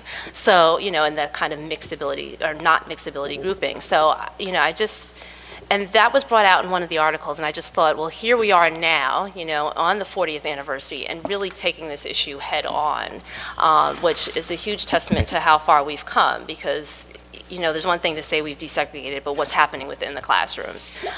So I don't know if anyone else, picked up on some of the ways that what happened. Here's mine. Oh, well, yeah, all your Post-its. I went through. The other thing I would say too, that just if you looked at some of the articles that were a little later too, after desegregation and after the schools were actually reorganized, I noticed there was a period of racial discord as well in the high school, I believe it was primarily. And it just goes to show that was also the time where there was a huge amount of, everything was tracked, everyone was grouped by, quote unquote ability. So I could imagine the racial imbalances in terms of the classes did not help in terms of the peers, right, relating to each other. And so tonight we talked about, well, what's happening in these classes where we have mixed ability grouping, and how does that help these students feel about themselves? And I think it's just awesome to see this progression that we're making. I was fascinated to read all of the articles. Yeah. I just sat down, I made myself read them all in one go, just to kind of try to get the entire overview. And one of the things that stuck out to me is so much is exactly what you just said, and I pulled it out. It was an article from actually 1988. Yes. And in 1988, so 10 years after the actual desegregation occurred, there was a task force. This is what the name of the task force was: the Task Force on Concerns about Racial Balance and Achievement. And in 1988, the people who sat down on that task force all agreed on the statement: all children, if given equal access to knowledge, can learn.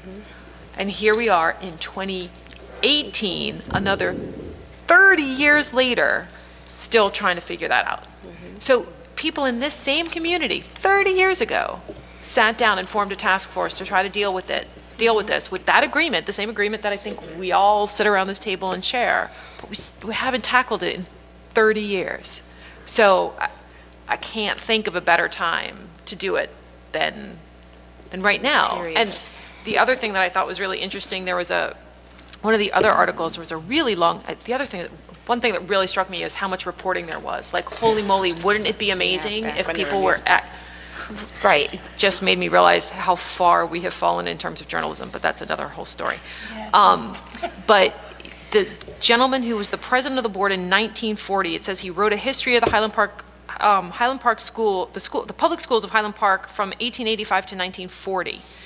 And he actually wrote, there's a sentence that says that he found that the children were able to attend schools in their respective neighborhoods, and the parents could confine their school interests among people of their own surroundings.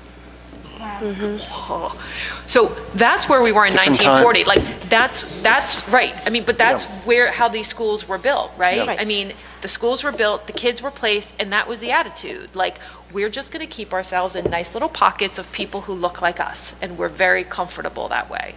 That's how we like it. And then we went to 78, where the state came in and said, you know, it's interesting, because I think all the times that I've heard about Highland Park's desegregation, until we really started diving into it, it made it sound like this was something Highland Park did ourselves. We didn't do it ourselves. Like, the state came in and said, hey, guess what, guys? Guess what you're going to do? Like, this Well, we was didn't even have a Civil Rights Act until 1964. Right. So, I mean, the guy in 1940, I mean, that was that was a quarter century before that. And not to excuse it, because there's no excuse, but Right, if you, no. I mean, over time, there has been a lot of. Yeah. It's just a fascinating trajectory to look at in our town. Like, I mean, it's interesting to see that kind of played out in all of these articles.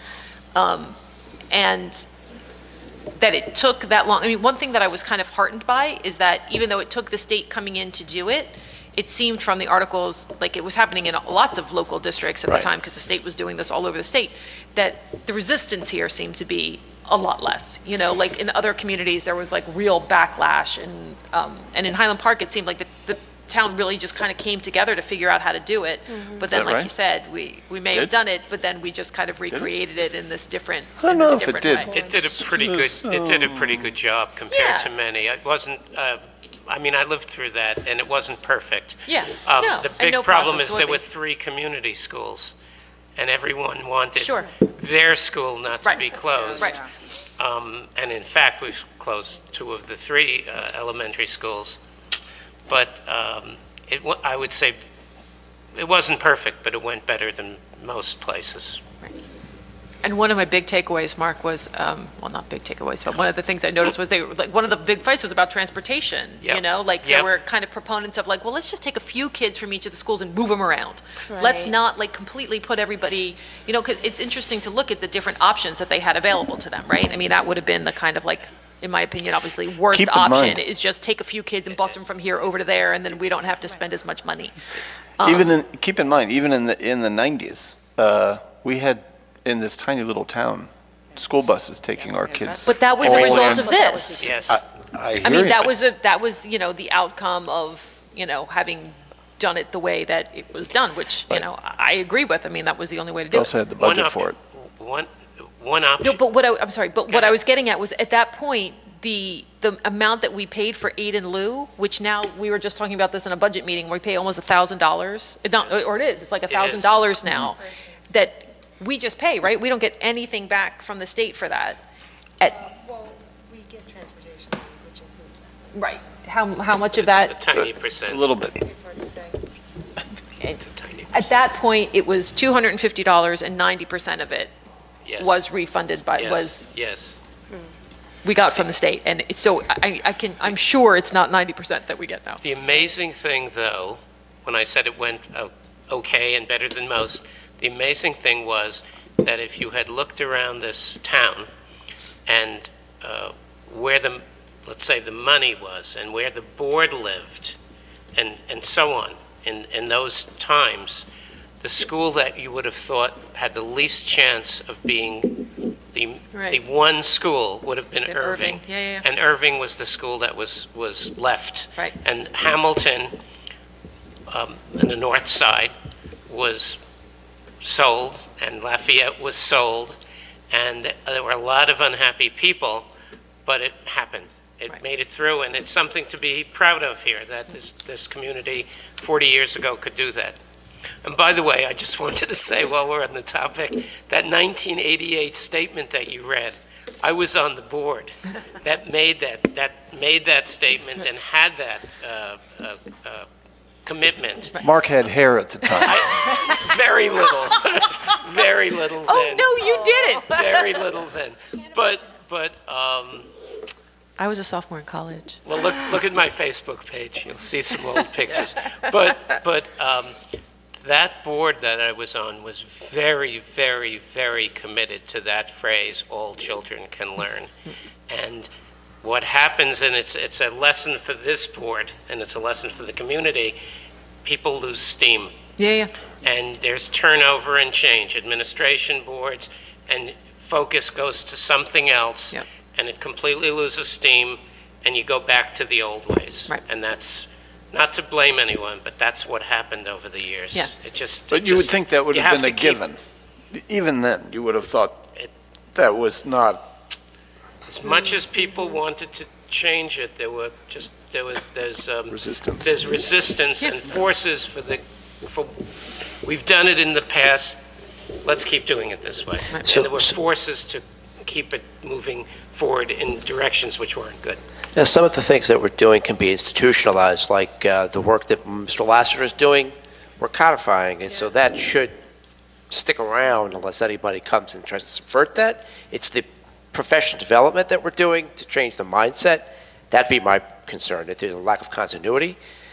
You could easily, I would imagine, lose steam there, no? Sure. Sure. You should. Absolutely.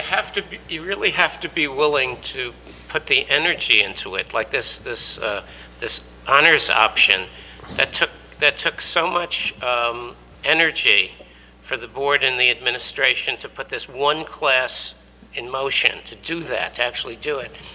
And it's just hard to be constantly, there's other things happening, you don't get state aid, and this happens and that happens.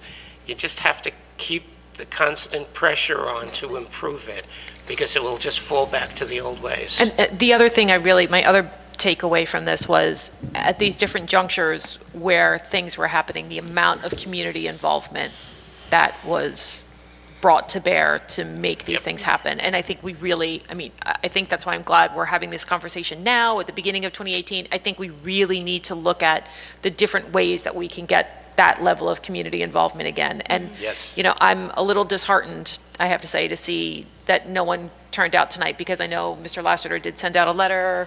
To every high school student's parent and guardian. Yeah, so I don't know if we take that as a good sign or a bad sign, or a sign, I don't know.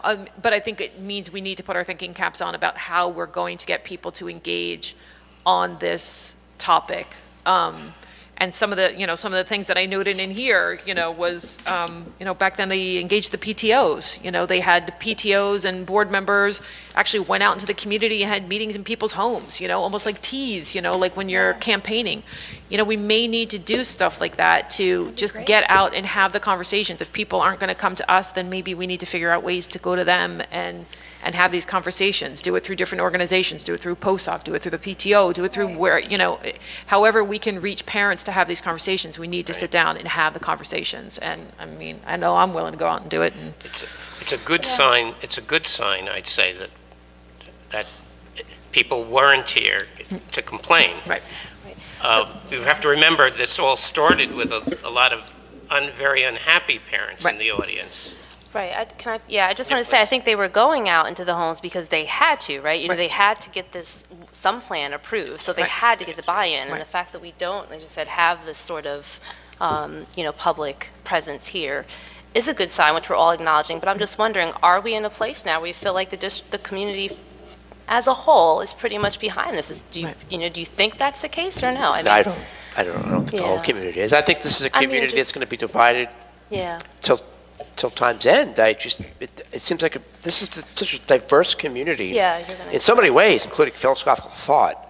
I might be wrong about that, but I'm just wondering why we're, and I'm not looking for any issues, but I'm just wondering why you're not seeing that just yet, or maybe you are in other ways. It's resistance. The public. I think we will see it. We've got some other bold ideas coming down the pipe. We've continued to hear stuff about tracking, concerns about that here and there. Yeah, especially with math. I think that I've had plenty of conversations about, parents concerned about that, and their first concern is math. But I'm afraid to say that, the silence is deafening, meaning like parents are maybe happy with what they've seen us do over the past few years.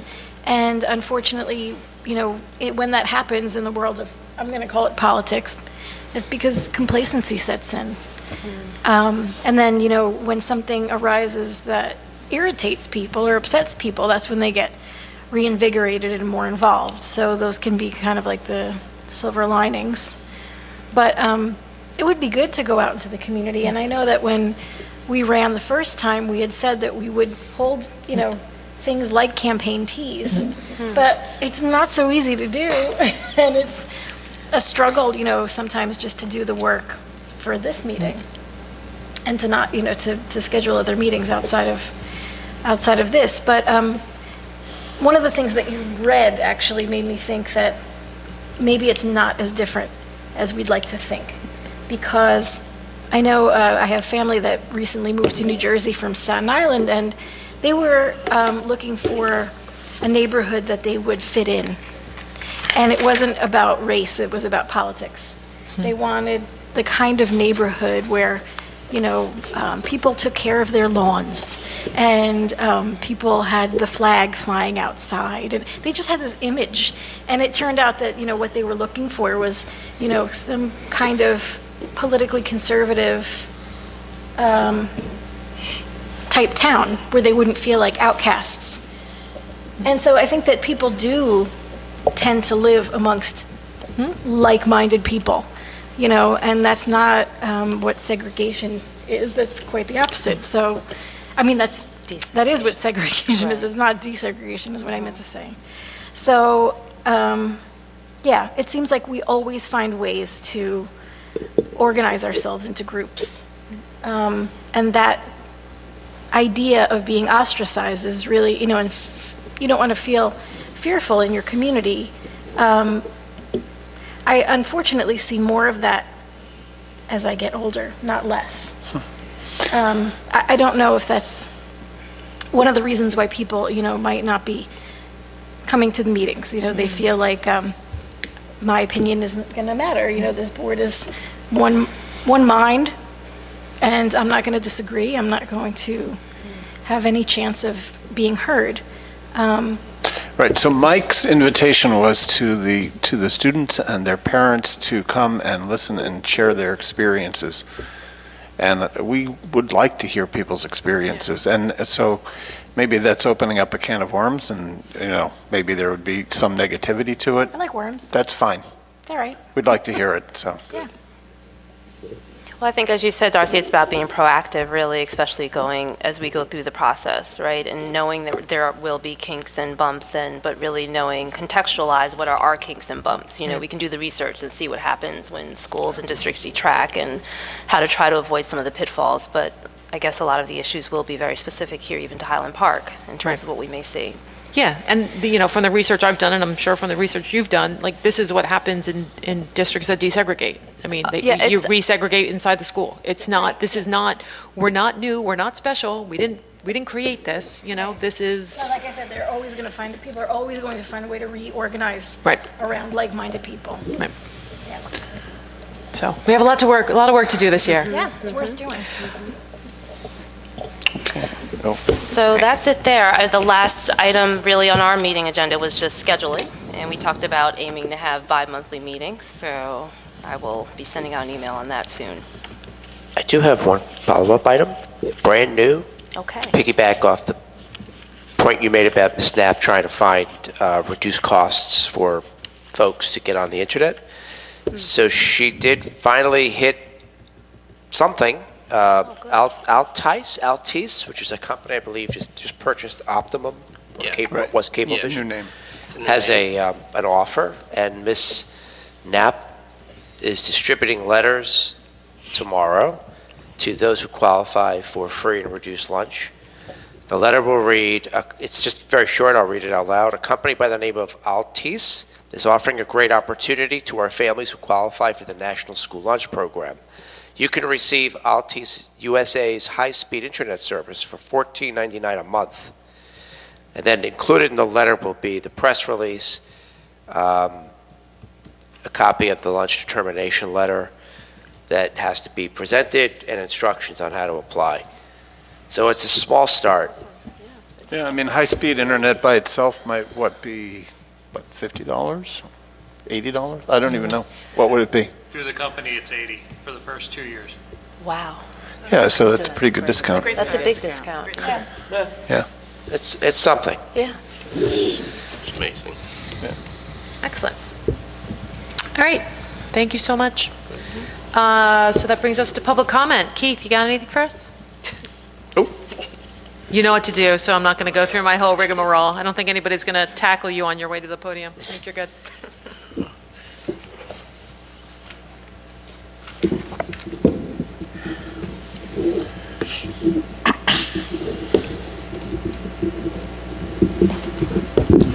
Hi, everybody. Hi, Keith. Keith Presti, Highland Park Education Association President.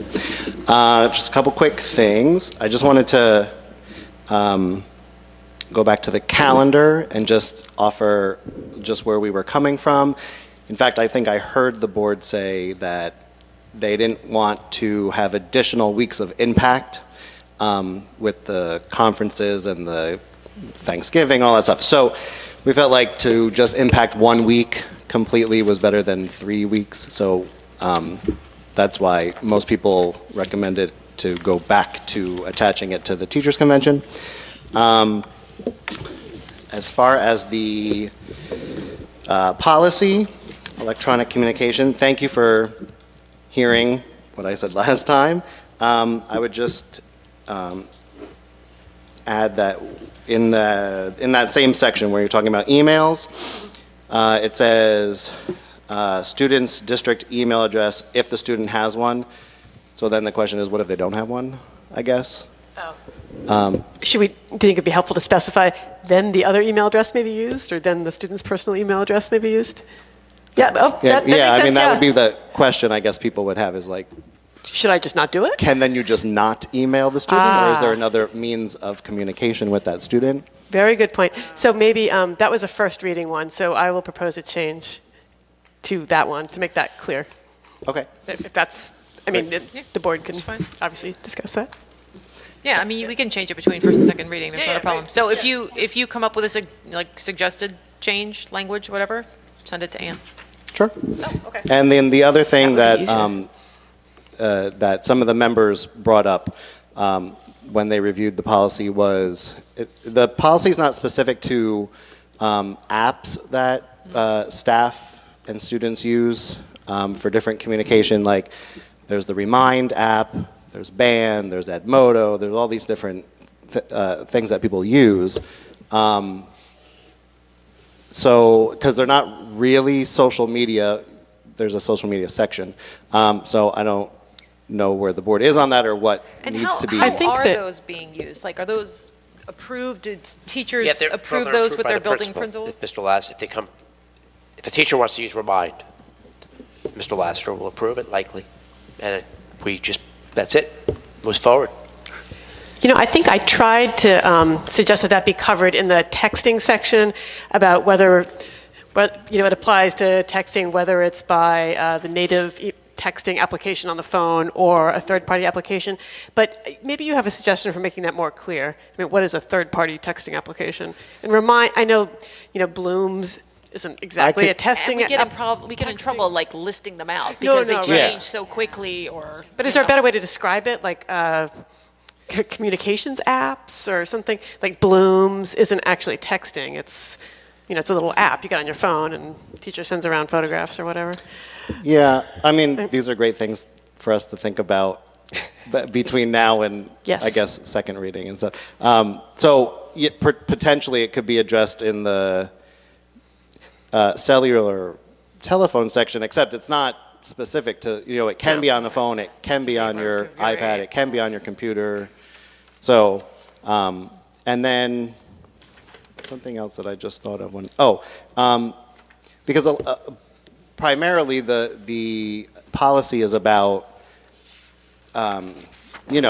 specifying what type of direct contact a staff member can have with a student and under what circumstances and under what programs and stuff like that. So, it's very specific about personal social media, and I think I might have said last time, the staff has social media accounts for their classrooms, whether it be a Facebook or an Instagram or a Twitter or something, and and we have been encouraged to use them in the district, which I think is a great thing because that's where our students are right now. Right.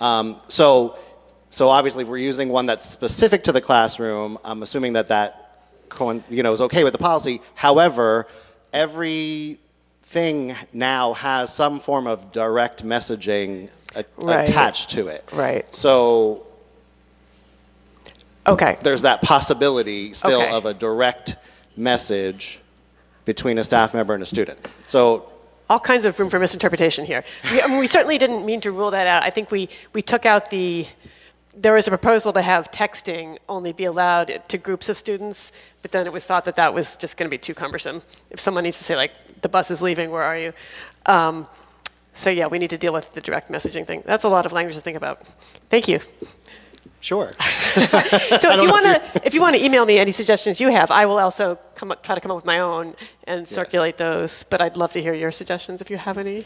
Sure. Yeah, and that was just some of the stuff that was coming up as I was talking to staff about it. So I wonder if next time we have a policy meeting and we decide that we're going to propose changes to a personnel-related policy, we should just hit you up with an email and let you know. Yeah. Would that be like one way of getting in touch with you earlier on? Yes. Okay. Okay. Use your Remind app. I'll use my Remind app, yes, to direct message you Yes. at your personal email. That would be fine. Thank you. And then on a more serious note, I just would like to say that, people were very, obviously, as everybody was, concerned with the incidents that happened in Florida.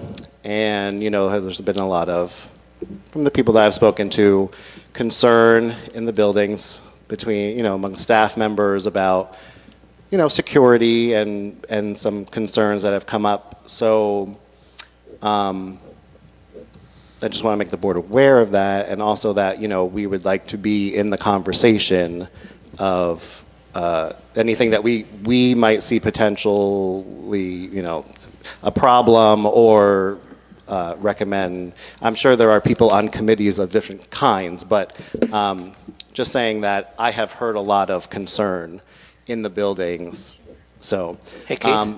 yeah. So we have a safety committee, and I've moved the meeting from March 29th to, I think it's the 15th? I have to look at my calendar, but it's a couple of weeks ahead at that time. The HPEA has representatives on the committee. Janie Mazur is one of them. I can give you a list of those names. Yeah, if you can give me the names that are on that committee. I think it'd be helpful if they can relay those concerns to the committee. Yeah. Mm-hmm. Great. And then on a kind of positive note with that, Nicole Rizzo, who is our assistant director for the musical, saw on one of her a Facebook page, I guess, about from an alum from the Snowman Douglas School, who is an actor, who was reaching out to people and said that the drama club is very important in that school, and that they would love to see some support and encouragement from different actors, school drama clubs, theaters, and stuff like that.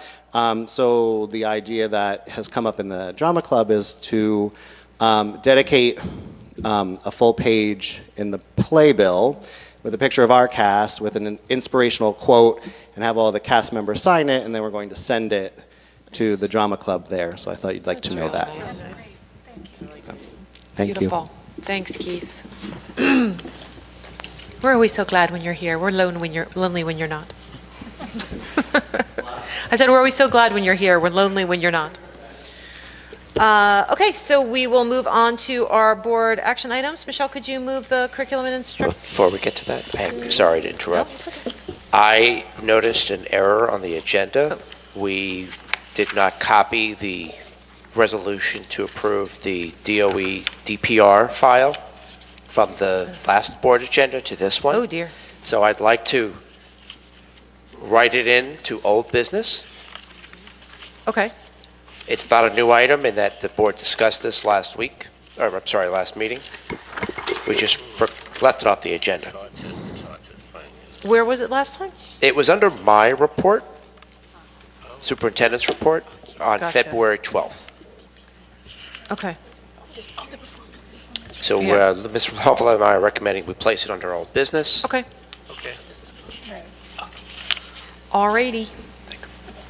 Okay, so Michelle, could you move the curriculum and instruction items? Yes, I would like to move items 1 through 8. Right, and with the change to number 2 as previously noted, and I will give Linda Yes, that and language that we I read in. think 8 is also an addition from last time.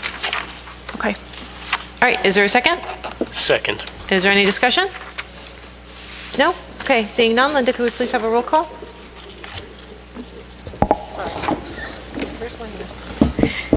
Where's my microphone? Ms. Simorowski? Yes? Ms. Coleman? Yes. Ms. Gowan? Yes. Mr. Krieger? Yes. Mr. Magaziner? So, yes for 1 and 2 and 3A and B and D and E, and abstain from 3C. And then yes to the rest. Ms. McFadden DiNicola? Yes. Ms. Pietrobono? Yes. Mr. Roslevich? Abstain on 5 and yes to the remainder. Okay, finance and facilities. Mark, could you move that for us? Yeah, I'd like to move items 1 through 21. Okay, is there a second? Second. Any discussion? No? All right, seeing none, Linda, could we have a roll call? Ms. Simorowski? Yes? Ms. Coleman? Yes. Ms. Gowan? Yes. Mr. Krieger? Yes. Mr. Magaziner? Yes. Ms. McFadden DiNicola? Yes. Ms. Pietrobono? Yes. Mr. Roslevich? Yes. Okay, personnel, Judy? I'd like to move items 1 through 23. Okay, is there a second? Second. Any discussion? No, seeing none, Linda, could I have a roll call? Ms. Simorowski? Yes? Ms. Coleman? Yes. Ms. Gowan? Yes. Mr. Krieger? Yes. Mr. Magaziner? Yes. Ms. McFadden DiNicola? Yes. Ms. Pietrobono? Yes. Mr. Roslevich? Yes. And Ann, policies. Yes, I'd like to move items 1 and 2. Okay. Is there a second? Second. Any discussion? No? Again, seeing none. Linda, could we have a roll call? Ms. Simorowski? Yes? Ms. Coleman? Yes. Ms. Gowan? Yes. Mr. Krieger? Yes. Mr. Magaziner? Yes. Ms. McFadden DiNicola? Yes. Ms. Pietrobono? Yes. Mr. Roslevich? Yes. Okay, so that brings us to our board liaison reports. It's getting a little late. I think we're all a little tired, so we'll just kind of cruise through these. Scott, do we have anything from Joshua Chen? Meetings tomorrow. Josh will be Some? attending. All right, so we'll hear something next month. Michelle, any action with our HPTV This will folks? be Or really cruisy. Yeah, there's nothing. Nothing from either one of those two. although I did get an interesting email from Gary right? Yeah. Did you get that too? I did. Yeah. I saw that. Yeah. I tried That- to find it and I couldn't locate it in Let's my see. email. Yeah, he emailed us about like a possible collaboration with the folks who did the Backpack Full of Cash movie. Right, but then it seemed like maybe things fell through a little bit, but then I he would didn't get any back. follow-up or Yeah, yeah. confirmation, So Yeah, so hopefully he's putting together something. Yeah, Sounds I like just- Gary's got something up his sleeve, I guess I so. was waiting for that would be kinda something cool. material to Yeah, yeah, yeah. But that sounds exciting. Yeah, all right. Rob, HPEF?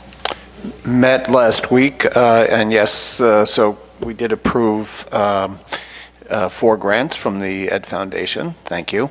They're also planning their spring fundraiser, which is going to be in May. I don't think it's been announced yet, so I'm not going to steal their thunder, but it should be exciting.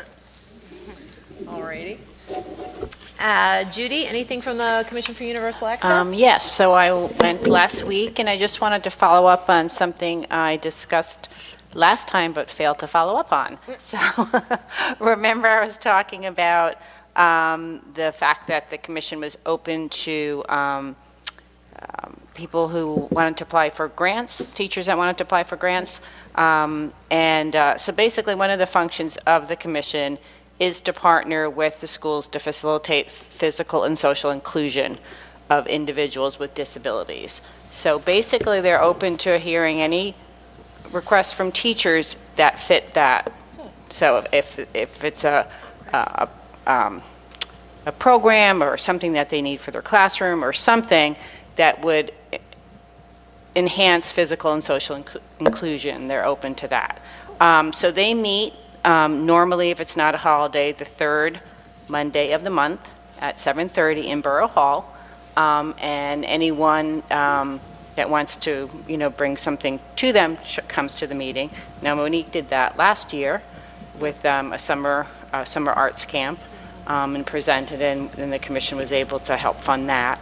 So it's really a great opportunity if there's something that a teacher has an idea about. I looked on their website. They do have an email, which is universalaccesshp@gmail.com.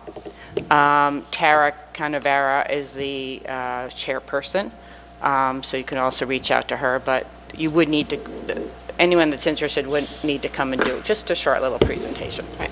So does Scott have that information to disseminate to the principals, to disseminate to the teachers? Yeah. But you can give it to me? I will. Yeah, that would be great. That's great. Okay, thanks, Judy. Sure. Does Rebecca have anything for us from the Yep, she placed files in the board drive, so please take a look. Rebecca has dutifully been attending library meetings. Fabulous.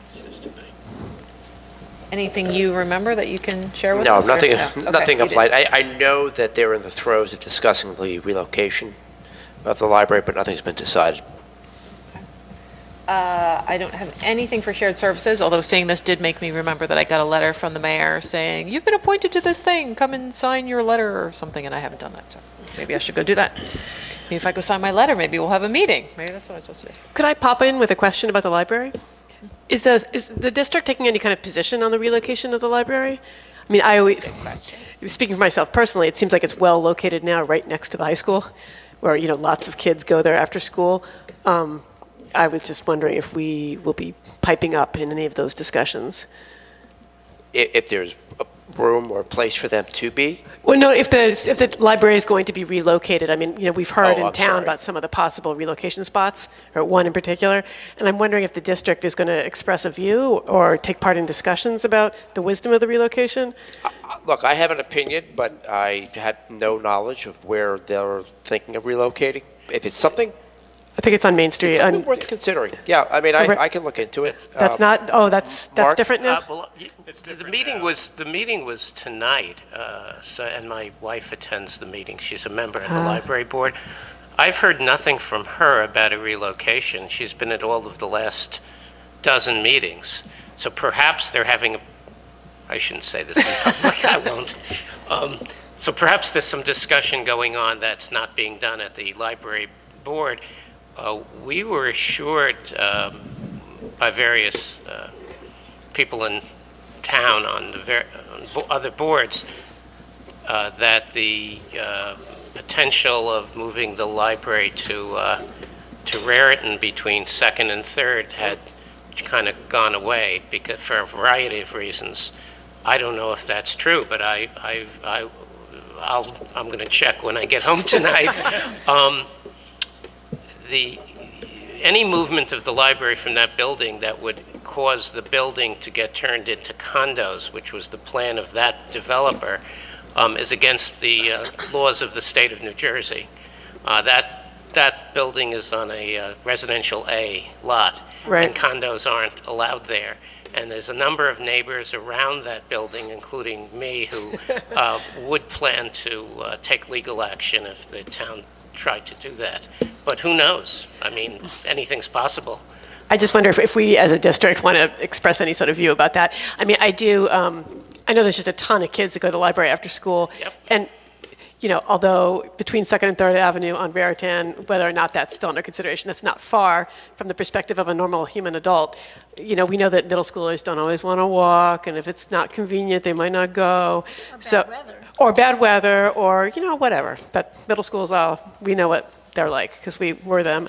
I think we'd have to wait till you know, I mean, I think everything is so nebulous right now, it would be impossible. But, I mean, I didn't realize this is what Mark and I have been, and Rob and Scott have been trying to talk to Susie and Gail about, is the idea of getting better information about these things. Great. You know, so the idea would be that hopefully there's a better flow of information, and if, you know, some proposal came up that, you know, we wanted to weigh in on, we'd have the opportunity to weigh in on it, so. Wonderful. Thank you for making sure that happens. I don't think. can try. Trying to. I don't think kids would want to walk a greater distance I agree. for the same library. Oh, right. It would have to have something. Right, if it was spectacular, Right. maybe they would. Right. So that's. Yeah, so let's Because cross that's what that they proverbial they bridge when had we get talked to it, about. not a at lot 10 more o'clock programming. hypothetically. No, Gotcha, for sure. I just wanted to add to that, you know, there is a building being built around South 8th, South 7th. That is a teen recreation center, I believe. That's the plan. Right. Yeah, yeah. So I don't think that would have anything to do with a future library plan. No. Yeah, no. Right. Okay, Ruth's not here to talk to us about CPAC. Oh, we still have Sharice's name on there for parents of students of color. There's a bit of an oversight. We need to make sure that's fixed Yes. for next time. Definitely. They'll be meeting Wednesday, so I'll have an update in the next meeting. Okay. Anne, anything from Human Relations Committee? Not too much. They met last Wednesday. I was not present, but I have the minutes here. As we've discussed before, they're running an occasional book club series. The next one will be on March 29th. I'm realizing here that I don't know where it is. Possibly the library, possibly Borough Hall. But if anyone is interested, you can go to the Facebook page go to Facebook and search for Highland Park Human Relations Commission. You'll get a page for the commission. It'll have all the details. But anyway, on March 29th, at the location that I am not sure about, they'll be discussing white rage. And Lucinda Holt is going to be, I think, leading the discussion. Let me see. There was another, I realize my notes here are not as clear as they could be. There is another interesting event happening on April 15th at the library. The Human Relations Commission, I guess, I'm not sure what their role is. Maybe they're just advertising it. Maybe they're co-sponsoring it. But an author named Jerry Zhang is going to be there reading a new children's book, which, although it is not, Mr. Zhang says it's not about Asian culture, it does feature a strong Asian American heroine. So that might be of interest to people. And I, of course, realize as I'm saying this, I don't know what the age group is for this book. But if you're interested, April 15th, Sunday at the library, 1:30. Check it out. And I believe that's it for directly school-relevant items. All right. Thanks. Thank you. Mark, anything from Board of Health? Yeah, we met the February 8th. I'll give you the short version. The student reps and a number of the members of the Board of Health very interested in the middle school and high school health, sex ed, and mental health curriculums and action. And I discussed with Scott, and just to be brief about it, we are rewriting writing the curriculum, the health curriculum, middle school and high school, and the students and some of the members who've had students in the high school years past talked very highly of this Teen Pep program, which is a curriculum for high school health, and strongly urged us to be looking at that as a model curriculum. It's used around the state, which died, as many other things did around here, about 5 years ago, if you get the drift. And so I've again talked to Scott about it, and hopefully we'll take that up and be looking at that as an appropriate started curriculum for the high school. So the good news is we are scheduled to write middle and high school rewrite health curriculum Monday the 19th of March, Thursday the 22nd, Friday the 23rd, and at 1 o'clock, Elizabeth Asamoah, who ran the Teen Pep program, is going to be sitting in with those writers from 1 to 2:30 to see how we might be able to integrate it formally into the curriculum. Fabulous. Yeah. But I just want to add two other things related to family and sex ed. I've tasked Susie Boudin, who, besides directing the ESL program and our special needs program, also works with the nurses. Right. And she is speaking with them about distributing condoms to students at the middle and high school who might be interested. She got feedback from the nurses who recommended that the teen center take responsibility for that approach, that matter, and they are now talking amongst each other about how they would proceed to do that. Now, I recognize that's not, at 10 o'clock for me to throw that out there is not. I didn't want to bring it up. I wanted to do the short version, but there's a tremendous amount of interest by those reps and by the members of the Board of Health in much better sex education through the nurses or through the teen center, and particularly condoms or more education. So I'd be very happy to report that back to them, that at least we're taking that very seriously. And I'll get back to the board when I have a better handle on the direction the teen center is thinking of going. And my question would be, why wouldn't the nurse and the teen center have them available? Good point. Exactly. Why does it have to be an either or? Well, this is what the nurses are giving us in terms of feedback. It could be a comfort level, could be what they feel is a lack of education about how to guide or coach, which the teen center folks might have based on their experiences, especially with the Teen Pep program. Is it possible for us to continue the conversation with our health education staff? Let's let the process unfold. Yeah. But I agree. Okay. I agree. We have to have other people involved before we make a hard line decision on it. All right. Not just that it's 10 o'clock at night, but...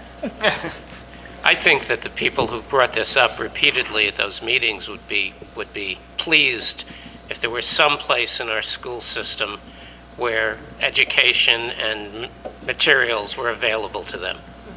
That's really the point. Right. Not too much to ask. Both of those Shouldn't things. be. No. It shouldn't Both be. of those things. Shouldn't be too The much. Teen to ask. Pep used to run at 0 period. So kids used to come in at, I see. what time was that, 7? No. Something like that. That's But dedication. they did. Oh, it was They early. did, it was early. They did it. The right subject will get you out of bed. Yep. So. And a few condoms. Those kids, yes, that was definitely. Anyway. All right, moving on. Let's move on. After hours, board after hours. Rob, do you have anything for us for the green team? Don't have any. I'm sorry, Mark, were you done? I'm I sorry. am done. Okay. I'm finished. I'm in trouble. I don't have anything John's new first on- meeting, everyone, behave, come on. Yeah, there you go. Nothing new on the green team, but I am still looking for the minutes. Did you get the minutes from the January 20th? Okay. So I'm still waiting for the minutes from the last meeting, send it out to everyone else. Okay. So nothing new to report though. All right. So we'll be talking obviously a little later about the delegate assembly resolution. So I'll skip my my little presentation there since it'll be covered in old business. And so that brings us back to you, Rob. Yeah, the last meeting was February 13th. I wasn't able to attend. That was run by Jonathan Bush. It was about crisis management. The next meeting is the March 7th one that you sent the reminder about. Hopefully, there's some people on that because that's the unsung Yeah, heroes Ruth had and actually heroines. expressed interest in going also, but then I realized, Scott, that we probably have to RSVP for me and Ruth, or do we just have enough spots for all of us? Scott? Oh, so sorry. That's okay. I'm not kidding. Go ahead. Rob just brought up the, March 7th. yes, thank you, March 7th Unsung student heroes and recognition thing. It's just me and Ruth that were available to go. Do Okay. we need to, what do we need to do? I'll RSVP as long as you can give me those names. Okay, it's just me and Ruth. By email? Yeah. All right. yeah, yeah. I'll just, you know what? I'll just email Julia Dewhurst. Okay. Take care of that. Awesome. Apologies. No, no worries. Okay, so I don't have anything in particular tonight for my president's report. So we have on the agenda the delegate assembly resolution, and then we're adding the DPR. Correct. Right? Did I get that acronym right? I'm always afraid I'll get them right. So what language do you want to add for the? Do you have that? Go ahead. I move that the Board of Education accept the recommendation of the superintendent to approve the submission of the CUSAC District Performance Report to the New Jersey Department of Education. Okay. Alrighty, and that was on our agenda last time, just didn't get moved forward, so this isn't something new, it was just an oversight not putting it on there. Is this the DPR report that had we were wondering about the one column where it was like, we looked like we scored 82 out of 164, Yes. and now we're really scoring like 83 out of 100? Yes. Okay, All under control. great. Okay, does anybody have any questions about the delegate assembly resolution? We went over it in depth last week. We don't need to do it again at 10 o'clock at night if everybody's okay with it. Okay, no? No nagging questions have come up in the last 2 weeks? I'll sleep fine. Okay, good. And then we have the DPR. So can I just move both of those at once, Linda? Yeah. Okay, so I'm just going to do it myself. I'm going to move A and B under old business. I'll second. Second. Oh, she beat you to it, Rob. Whatever you want. Very well. Is there any discussion? No, seeing none. Linda, can we have a roll call? Ms. Samarusti? Yes. Ms. Coleman? Yes. Ms. Gowan? Yes. Mr. Krieger? Yes. Mr. Magaziner? Yes. Ms. McFadden DiNicola? Yes. Ms. Pietrobono? Yes. Mr. Roslevich? Yes. Anybody have anything they want to add for new business? I just have a question. Yes, ma'am. So after the safety committee meets, will you be reporting back to us about any changes that will be happening with the school? Sure. I don't anticipate any major changes. I had a chance to meet with the leadership team right after the event, and a lot of what we have to do is be more consistent, Right. implementing the things we have Already in in practice. place. Okay, But I'll definitely report back. thank you. Great. Anybody else have anything? You know, I had this is new business we're on? Yes. Okay, new business, sorry. I'll be really quick. I went to the open house for the Fuse program at Bartle. It was fantastic. There was discussion, it was Dr. Nicosia and several other people, teachers, a teacher, some community members. There's a lot of discussion about how to sort of retain and strengthen our middle school makerspace program now that we have a really good thing going at Bartle. So I would anticipate there'll be lots of suggestions coming in about that and recommendations. Somebody there was a professor there, a physics professor from Rutgers. I'm so sorry, I don't have his name here, and I've just forgotten it. He expressed some concern or some interest in seeing if Highland Park wanted to get involved in the, I'm not sure if it's the Westinghouse Science Fair now or the Intel Science Fair, the national one. And there's a New Jersey regional competition, Right. March 10th, Saturday at Rutgers. He suggested that maybe some board members would want to go, see what it's all about, and it sounds like you have some input. Okay. Yeah, it's the Intel. Yeah, it's award Intel now? Okay. Yeah. I think Nokia is sponsoring part of the New Jersey regional contest. It's just, there's a whole lot of corporate sponsors. But it was the impression of this physics professor that Highland Park typically does not, at least, I guess this is the only route for a student to get to the Intel competition. Was Dr. Nicosia there for that Oh, conversation? yeah, she was there Oh, for that. good. Yeah, so she. I'll follow up with her Right, tomorrow. right, sure. But if any board members are interested, I was thinking about trying to go on March 10th and taking a look around. It's at the College Ave gym, and I can forward information to you guys in written form. I would love to see. Yeah, it sounded pretty exciting. I looked at some of the exhibit listings, and they're incredibly complicated. Really? But this professor is assuring me that this is stuff that our students can do. They definitely can get there. So that's exciting. Yeah. Okay, so I don't want to talk about this now, but remind me to talk about this next time. The yoga mindfulness program, Scott, you and I had a brief aside conversation about it the other day, and maybe next meeting we can begin to talk about that. There are some efforts that are going on in neighboring school districts, and I think there's some good opportunities for us to put something together that For students. for students, particularly kids that may have stress and anxiety, discipline issues. I mean, could be good for everybody, actually. But yeah, I just got an email from Metro Lundy, right, who owns the joint, and we were hooking up to talk about this. Yeah, so I thought maybe you'd already mentioned something to her. No, just no. Well, she reached out. Yeah. I know that she is running a program at Piscataway High School. She talks about that in her email. Right. Okay. So I gave her some dates to come by. Or actually, I'd like to come to her place. I pass it on my runs every morning. So I'm curious to see what it looks Well, so like. now you don't have to remind me to talk about it next time. We've I don't talked think- about I don't it. think you do. So well, we started. Good stuff. Okay, anybody else? No? All right, we have no public for public comment, so that brings us to adjournment. Can I get a motion to adjourn? So moved. Can I get a second? Oh, sorry, second. All in favor? Aye. Good night, everybody. Night. Good night.